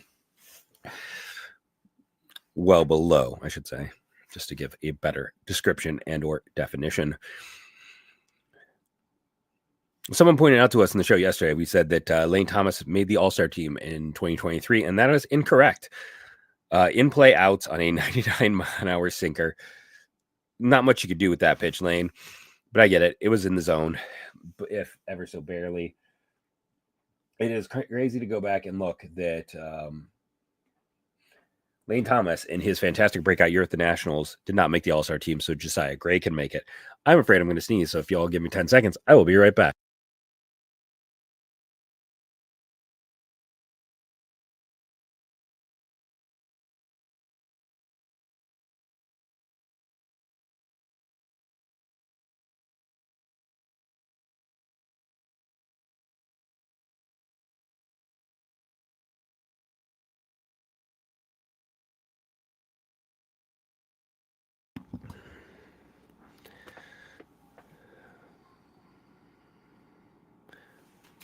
Okay, I should be back. Sneeze didn't come, so that'll just be fun for when that will come. Everyone loves that when a sneeze doesn't happen. Okay, let's look at the data. It won't give me the data yet on Lane Thomas's at bat. I'm curious. Cade Smith, I assume early on they're not going to run him back out. He was at 15 pitches through his 3 hitters. Ursig did 10 for his 2 so far. Zerpa had 19 through, did he face like 4 or 5 guys? Ben Lively had 67, and Cole Reagans had 83 pitches. Like I said, it was a bit of a struggle for him with his control today. Cleveland has had 10 base runners on average. That should be worth 3 runs. Today it has been equal to coming to 3 runs. They got the bonus. Kansas City's only had the 4 base runners. There's been no walks. That should typically equal about 1 run. So again, good job by Cleveland. They faced some unluckiness because the one time Kansas City had stuff, they were able to put it together and get the big run. Cleveland has been a lot more consistent in this one. Oof. So on Lane Thomas's hit, I saw it had a negative launch angle. That's not what you want to see. Why is it not expand? Come on. -7 launch angle. Tim Herron in to replace Cade Smith. That is logical. That makes sense. Tim Herron is an excellent lefty. Michael Massey is a left-handed bat. Like I said, to me, I like Massey better than India based on last year in terms of ceiling of production. So going to the lefty here is smart. I think Renfroe is right-handed though, so he's got that. That'll be tough. And then Melendez, I think, is a lefty. So it's 2 of the next 3 are lefties. And Renfroe is a guy who's closer to a platoon bat, so he's actually probably gonna be a little bit excited to see a lefty, even if Tim Herron has been incredibly tough this year. But you definitely want to take care of the business against Michael Massey. I don't know what games I might travel and see. I'm in Wisconsin, so it's always a matter of and I've got 2 very young kids, so it's trying to figure out when we travel to see family back in Ohio, where I can bounce around, when I can see stuff, and maybe it's not the coolest answer, but my kids are 3 and 7, so a lot of my time in the evening is sometimes, even when they come to Chicago, I'm like, yeah, I could drive down, I could experience it, I could do the fun with it. Michael Massey lines out to Brian Arocchio. Good start here for Tim Herron. I just like to enjoy my time with my kids while they still want to do time with me. So I end up doing not as much travel right now because there's only going to be so long where when I come in the door, they say daddy excitedly. And I just want to enjoy it while I got it. So I end up not doing a ton of traveling for games. And then when I end up seeing family, it's just trying to maximize family time as well. Getting back to the game, we now start off with a pitch 1 ball to Hunter Renfroe inside near the knees, according to Game Day. Curveball at 82. Tim Herron, we have had on the show. You can go back and listen to that episode. Thought his future Foul ball 95, fastball outside the zone. Top part though, so you got to swing because this umpire's been giving the top of the zone in this one. Tim Herron thought his future was as a football player in college, and that's what as a quarterback of all things. Before things shifted, you can hear his whole story and the explanation of it. Excellent athlete. Foul off of a 96-mile-an-hour four-seamer outside the zone. A player who was, I think he's trying to remember, he's a 21st or 22nd rounder. The only player from his round to ever play for the Cleveland Guardians.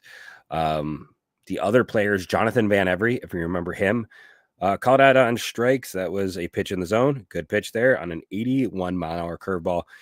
Takes care of the right-handed hitter, the dangerous guy for him in this inning. Mikhail Garcia, who is typically part of a platoon with Michael Massey a year ago, let's see if that stays, is coming in a right-handed bat because Melendez really struggles versus lefties.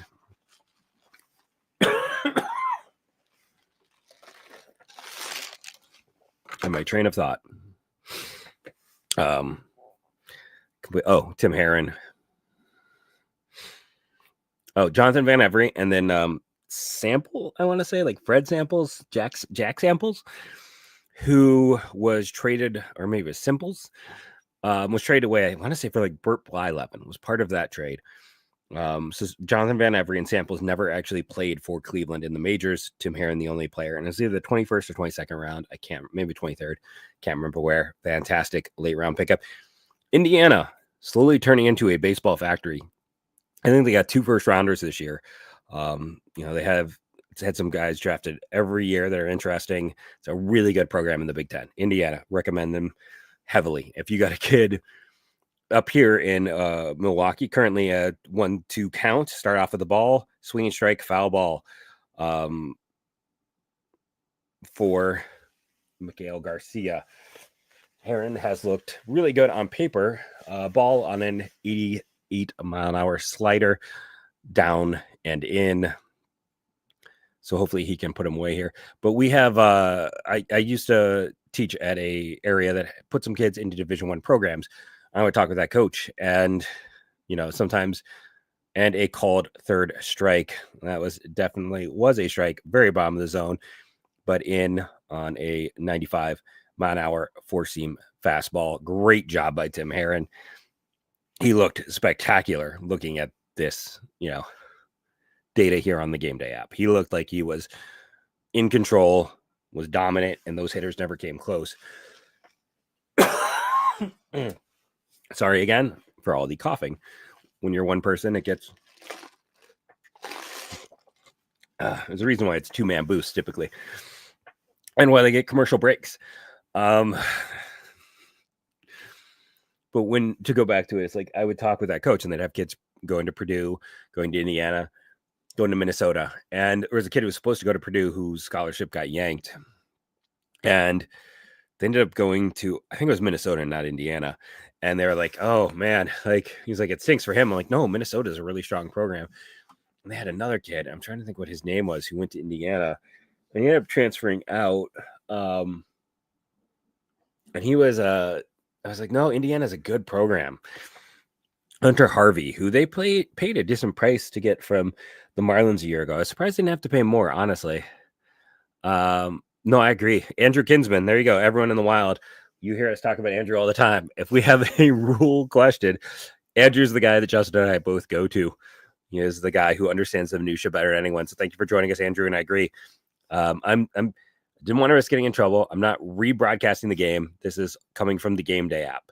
So I can only comment on the data given to me. So looking at the data, I agree they look like they're in control, but I don't want anyone to get, I want to be very careful with my, phrasing of this. And plus with them winning, I can't change anything. I had a buddy who was in DC. So I used to, when I lived in New York, I would occasionally take the Chinatown bus down to Baltimore, catch up with him. Worked on a campaign in Northern Virginia for a judge. That's my like Baltimore, DC, Virginia, like memories. So Hunter Harvey in play out. Carlos Santana waste no time. Fastball in the zone, 96 miles an hour. For Kansas City, adding Hunter Harvey was a necessity. So was Lucas Ursig a year ago. They came in and really helped stabilize the back end of this pen for the Royals. And, we're seeing them throw their big guns and seeing them, Cleveland's throwing theirs out there. I assume we'll see Gaddis in the bottom of the 8th and then Clase in the 9th if things hold. Called strike on a 4-seam fastball, 97 to Kyle Manzardo. Can someone finally stop Manzardo? Unfortunately, this is fortunately, because hopefully they win. Manzardo will only get 4 at-bats in this game, and he's currently got the triple and the home run. He's done the hard parts for the cycle. The question is, can he get a single or double here? So then we can have some fun talking about the near cycle for Kyle Manzardo. I'll also take another home run. It is a 1-2 count, 88-mile-an-hour splitter out of the zone, followed by a foul ball and a 96 4-seam fastball. I'm kind of surprised he didn't swing on that first pitch. Maybe that's just a approach review. That looks like that was a, dead red fastball in the middle of the plate. Good job leading off. Good job laying off the 4th pitch, an 89-mile-an-hour splitter in the low in the zone.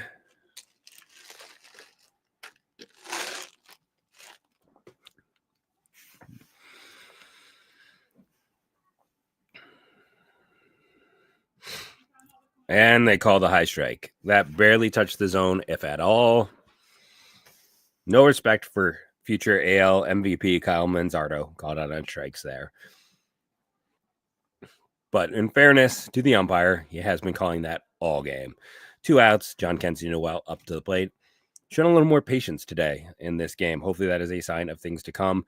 It did allow him to get an RBI. It did allow him to collect a hit.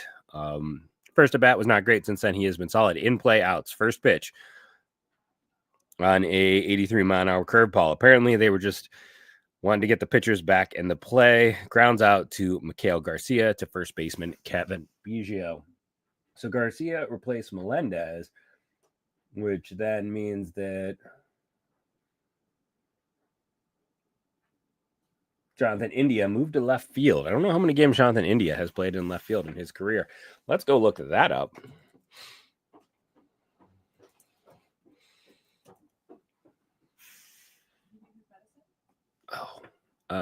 Pardon me.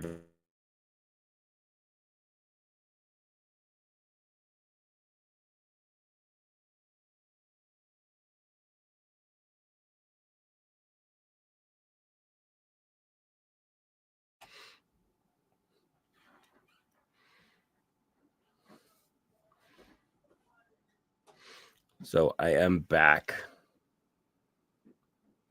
John Kensey Noel ground. Oh, I already did that. What am I saying?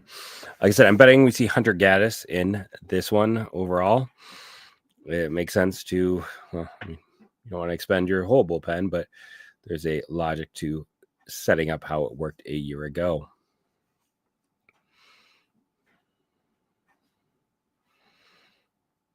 So Jonathan India game log. He has only ever played second base. So this will be his first time at the big league level playing in the outfield. Though wasn't he also their third baseman? So it's his first time playing third base, and Hunter Gaddis is in. He's got Kevin Biggio, Kyle Isabel, and then top of the order, which is Jonathan India.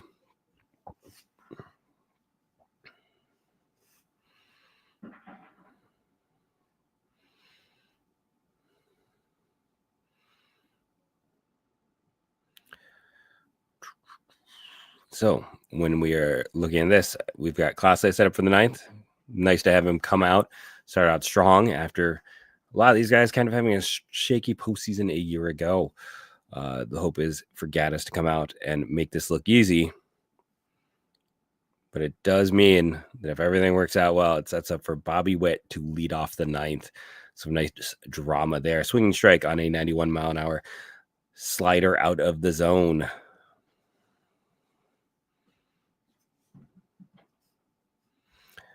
Called strike on a 92-mile-an-hour slider that just touched the zone right at the bottom. So far, the Heat Zones has that area as a cold part of the zone for Kevin Biggio.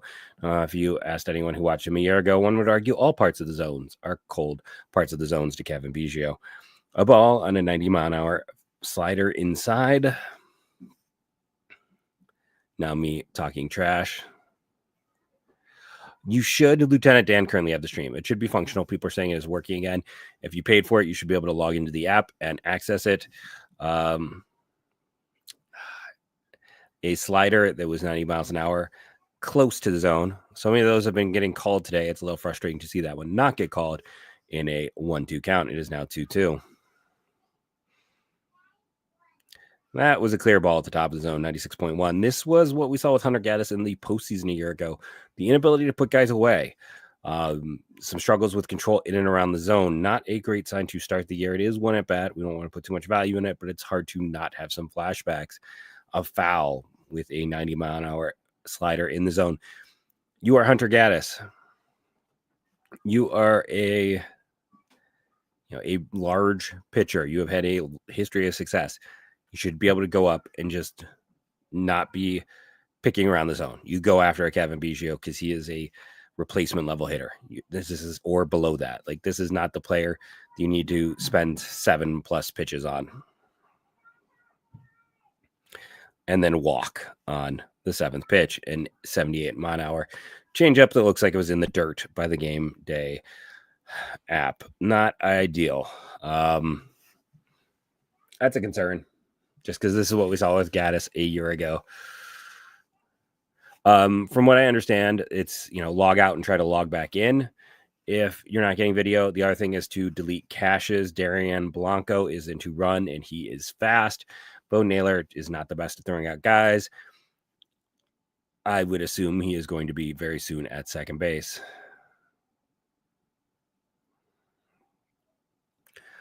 And there we go. First pitch, steals second base, and another ball. So a 94-mile-an-hour four-seamer. Again, this concerns me because this is the Gaddis we saw in the postseason. This is not the guy who came in and was steamrolling guys during the season. He started to miss around the zone. Some of the command got away. I have to see how things develop in this inning, but I'm not feeling great. It's the bottom of the lineup. It's the weakest parts of this team. You shouldn't be giving free passes. Justin just texted me, you cannot walk Kevin Biggio. Kevin Biggio, as I said, was cut by multiple teams a year ago. You have to get the ball in the zone. In play, no out. That was a 95-mile-an-hour four-seamer that looked like it was well off the plate.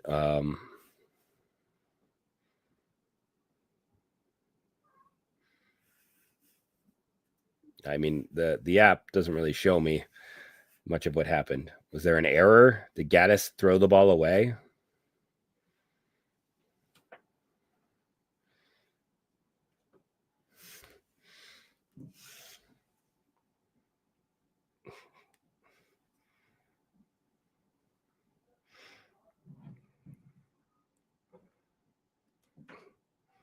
I mean, it's right now the game day app is struggling to explain what happened on this at bat.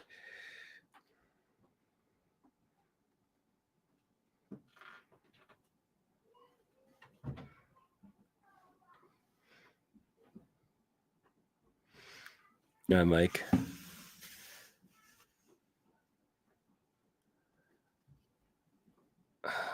Tyler's about sacrifice bunt, and then Gaddis messes up.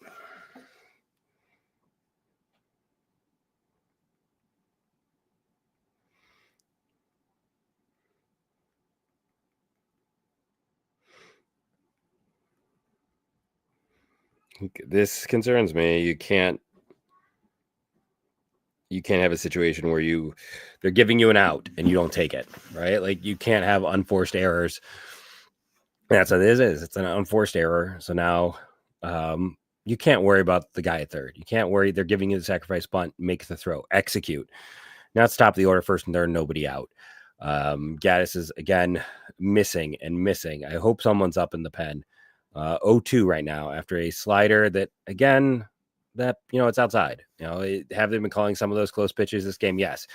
Follows up with another slider well in his zone. He can't control his stuff right now. It looks like on this, a called strike on a slider. It's a little bit closer to the zone than the first one, but still outside. If you're a KC fan, you could complain, but I don't think you also can, because this near the zone it's been a big zone all game. It is a 2-1 count. Nobody out. Runners on the corners. Hunter Gaddis is struggling. I don't know why he panicked. It's a sack bunt. His fourth pitch, swinging strike on a pitch that looked like, according to Game Day, that it was almost like a foot outside. Not in an ideal situation. Jonathan India maybe pressing a little. Maybe they should continue to 2-2 count. Like, they're clearly working outside on India. India has not been great in this one. The sinker was kind of his kryptonite earlier in the game. A foul ball and a slider in the zone. So after working outside on all of them, pitch 5, a slider. 91 is a little low for Gaddis, honestly, for his, I guess it's his slider.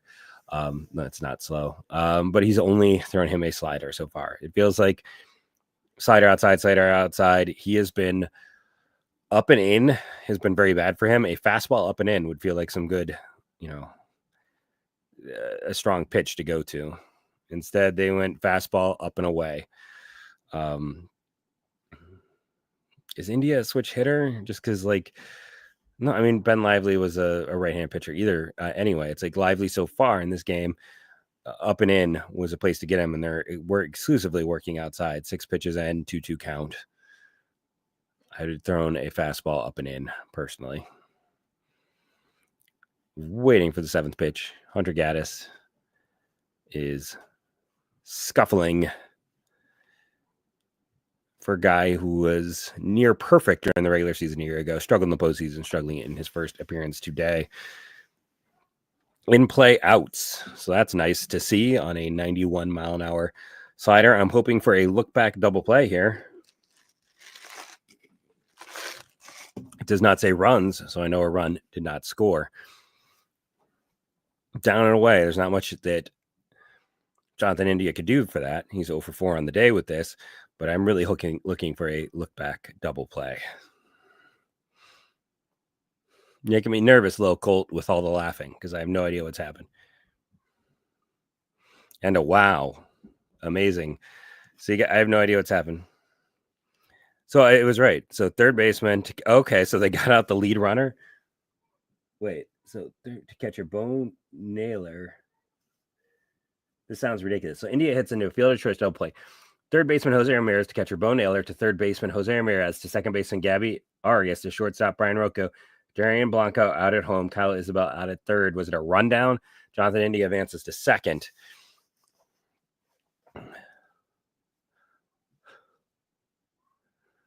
This sounds like a ridiculous play. I'm looking forward to the video popping up so I can watch it.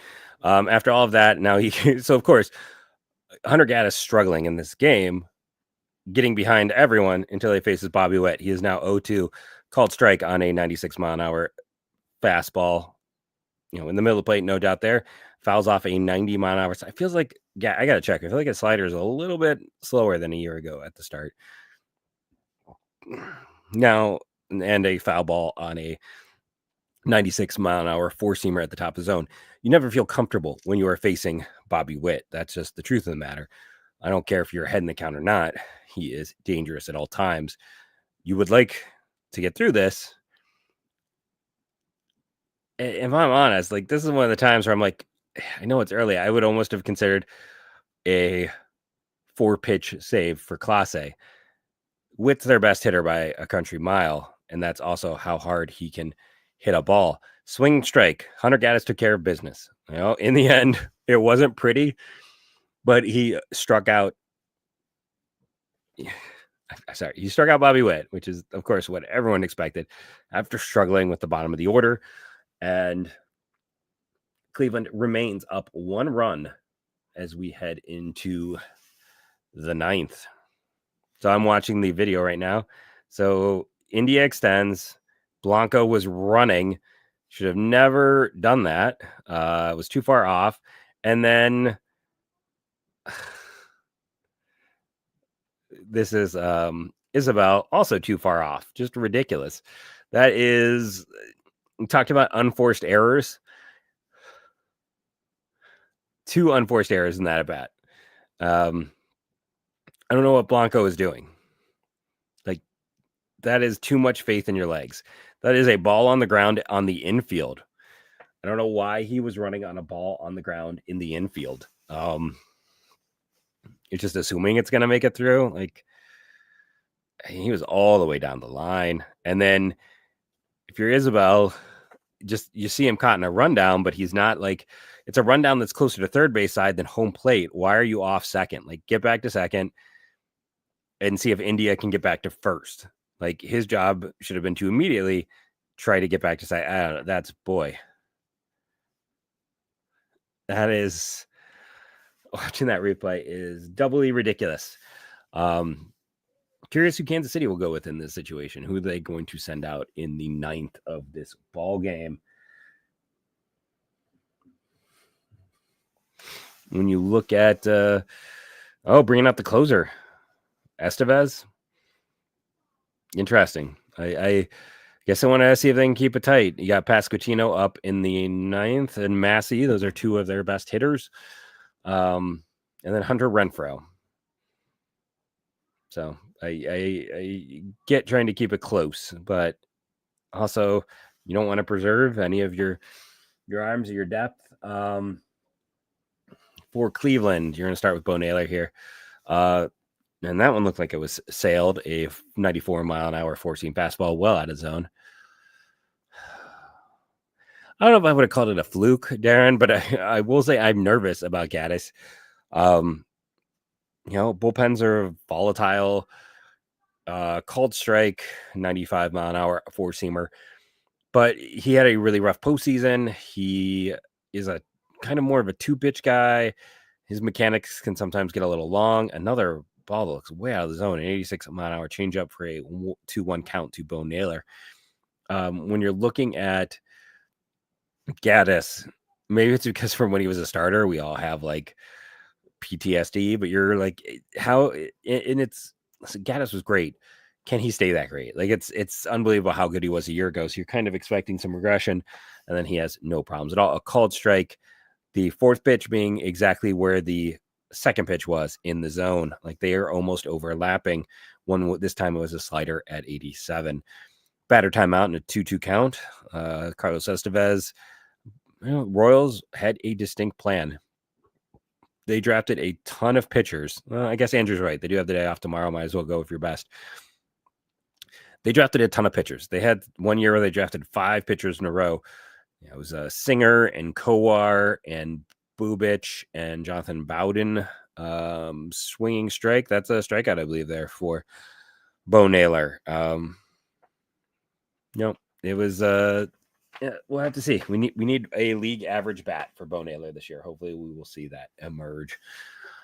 But they drafted all these pitchers and did not have a lot to show for it. Just did not gain much. Frank Mazzucato.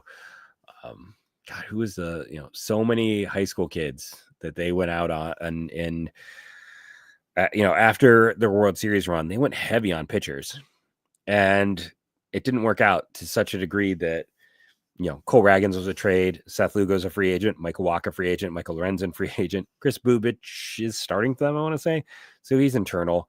And they've traded away a lot of those guys, but they also had to go out and trade for Hunter Harvey, trade for 1-1 count here to Gabby Arias, slider that he had for a foul ball, another slider for a foul ball, now a 1-2 count. They had to go out and trade for Hunter Harvey. They had to go out and trade for Lucas Erceg, and they went out and paid money for Carlos Estevez. They've had to look externally to make their bullpen successful.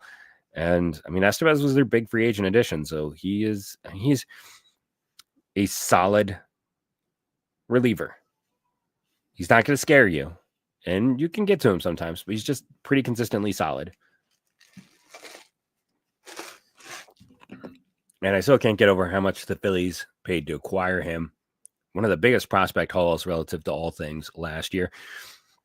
Gabby, 2-2 count. Let's see if he can reach base for the second time in this game. In play outs. He grounds out to, the tablet is at 15%, so we should hopefully get the rest of the game. Grounds out to Michael Massey. To first baseman Mark Kaneha, who came into this game at first at the start of this inning. I guess they viewed him as a better defender. Oh, that's right. They had to because they pinch ran for Kevin Biggio.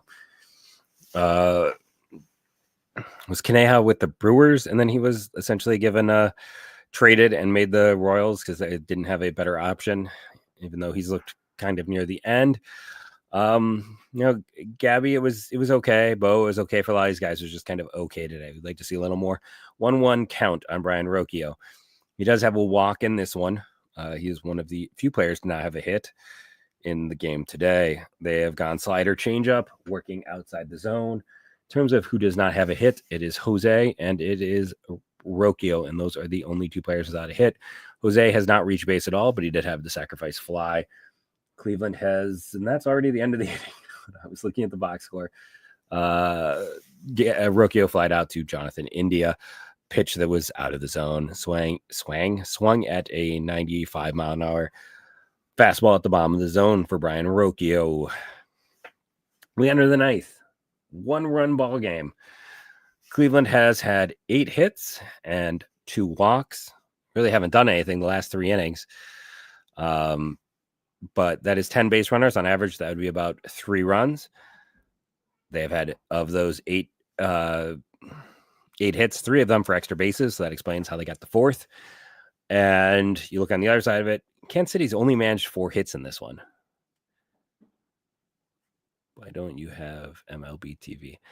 I do. It wasn't working at the start. So I was making fun of the fact in today's broadcast because their MLB TV wasn't working at all. So instead, I'm keeping it the way it is. Kansas City has only managed 4 hits. And I'm trying to think, so he walked Biggio and they had the error. It's like, was Pasquantino's home run the last hit the Royals had? Let me go back through. So Pasquantino, that's Manzardo. That can't be the case, right? So just kind of trek back in time. First inning, no base runners. Second inning, they get a single with Massey. So Bobby Witt gets, and then we go to this one. So you get Isabel doubles, Witt doubles. Yeah, Vinny Pasquantino's home run in the 3rd inning was the last hit. The Royals have not had a hit since the 3rd inning. That's kind of amazing. The other side of it, if you look at this with just the 1 walk and the 1 error, Kansas City's had 6 base running opportunities. That should come to about 2 runs. Both teams are overproducing, and that's because of the 4 hits for Kansas City. Half of them are extra base hits. Both these teams have a high percentage of extra base hits relative to their hit totals. So it's a 4-3 affair. Traditionally, you're looking at typically something closer to a 3-2 affair in this game, but it'd still be the same general outcome. Emmanuel Clase, best reliever on the planet, coming in for Cleveland. Time for him to hopefully take care of business. And yes, I could have turned the game on, but I also don't want to risk demonetization or this video going away from the channel. So I'm just doing a pitch by pitch. Well, not even that. Let's be honest. It's not pitch by pitch. I am having some fun with it and doing a play by play. And then since the Guardians started winning, when I said I might have to turn it off, I was like, well, now I can't turn it off, nor can I turn on and actually watch. Almost up to 500 views. So thank you to everyone who has joined us today. And thank you that it's 100% likes. So no one disliked it. I agree, Timo Hustle. It's ridiculous that didn't work earlier. Class A with a 99 mile an hour cutter inside, foul for the first pitch.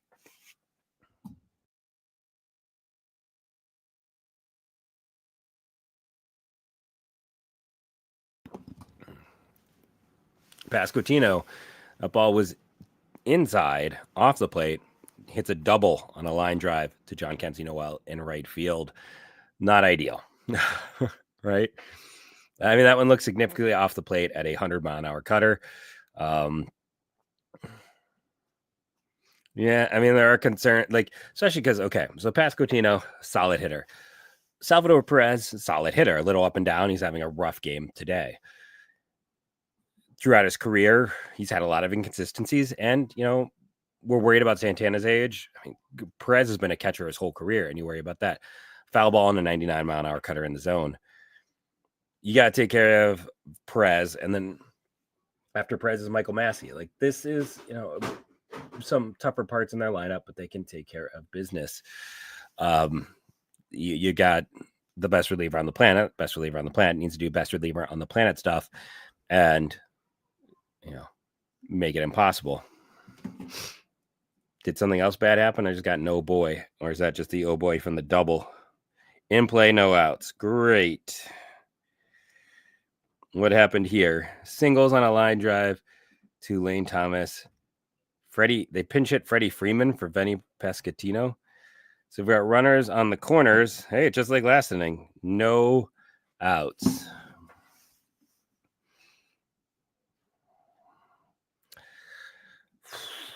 Okay, so you got Michael Massey, who's a solid hitter. After him, it gets a lot more dicey for the Royals. Cleveland, Class A needs to look like the Class A of a year ago and not like postseason Class A. This is nerve-inducing. Last 2 innings, lots of heartburn. Not what you need. This is what we talked about. We talked about why there's some room for regression in this bullpen. The other thing, in play, runs. Son of a gun. First pitch.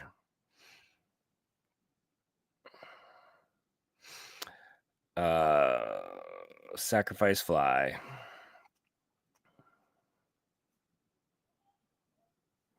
Looks like he got a good charge in that one based on where it was. Freddie Fermin scores. A swinging strike on a pitch well out of the zone to Hunter Renfroe. Oh, Hunter Renfroe. Yeah, I mean, blown save. First game of the year. Not ideal. Not what you want to see, especially after the struggles last postseason. Not what Class A wants to do. The other side of this is Class A is a slow starter. His first month of the year is often his worst month. Santana, Jose, Class A, these are guys who all typically start slow. Now, people will say you're making excuses. I'll say it's also just the truth. We get out number 2 here as Hunter Renfroe flies out to Lane Thomas.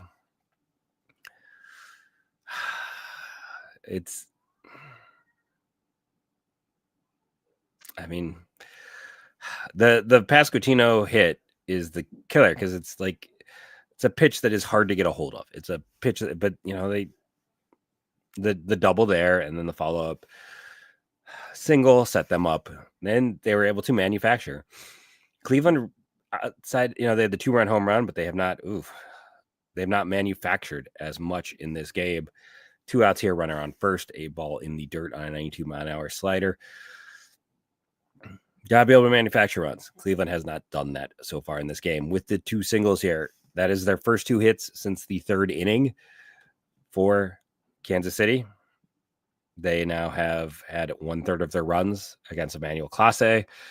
And if we're doing the box score bingo, that takes them from 6 opportunities to 8 opportunities. And, typically that's still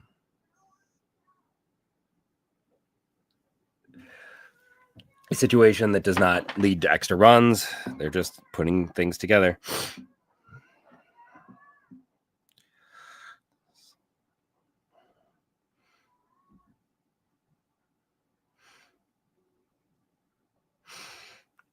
In play, no out. Not ideal. I mean, right now they're just picking him up. Very weak pitch. Just hit it where they weren't. What's going on there? I mean, that's, again, I'm watching on the Game Day app. It makes it look like they were in between on that one. I don't know. It's very weird looking play. A mound visit. Fielding error by Jose Ramirez. That makes sense.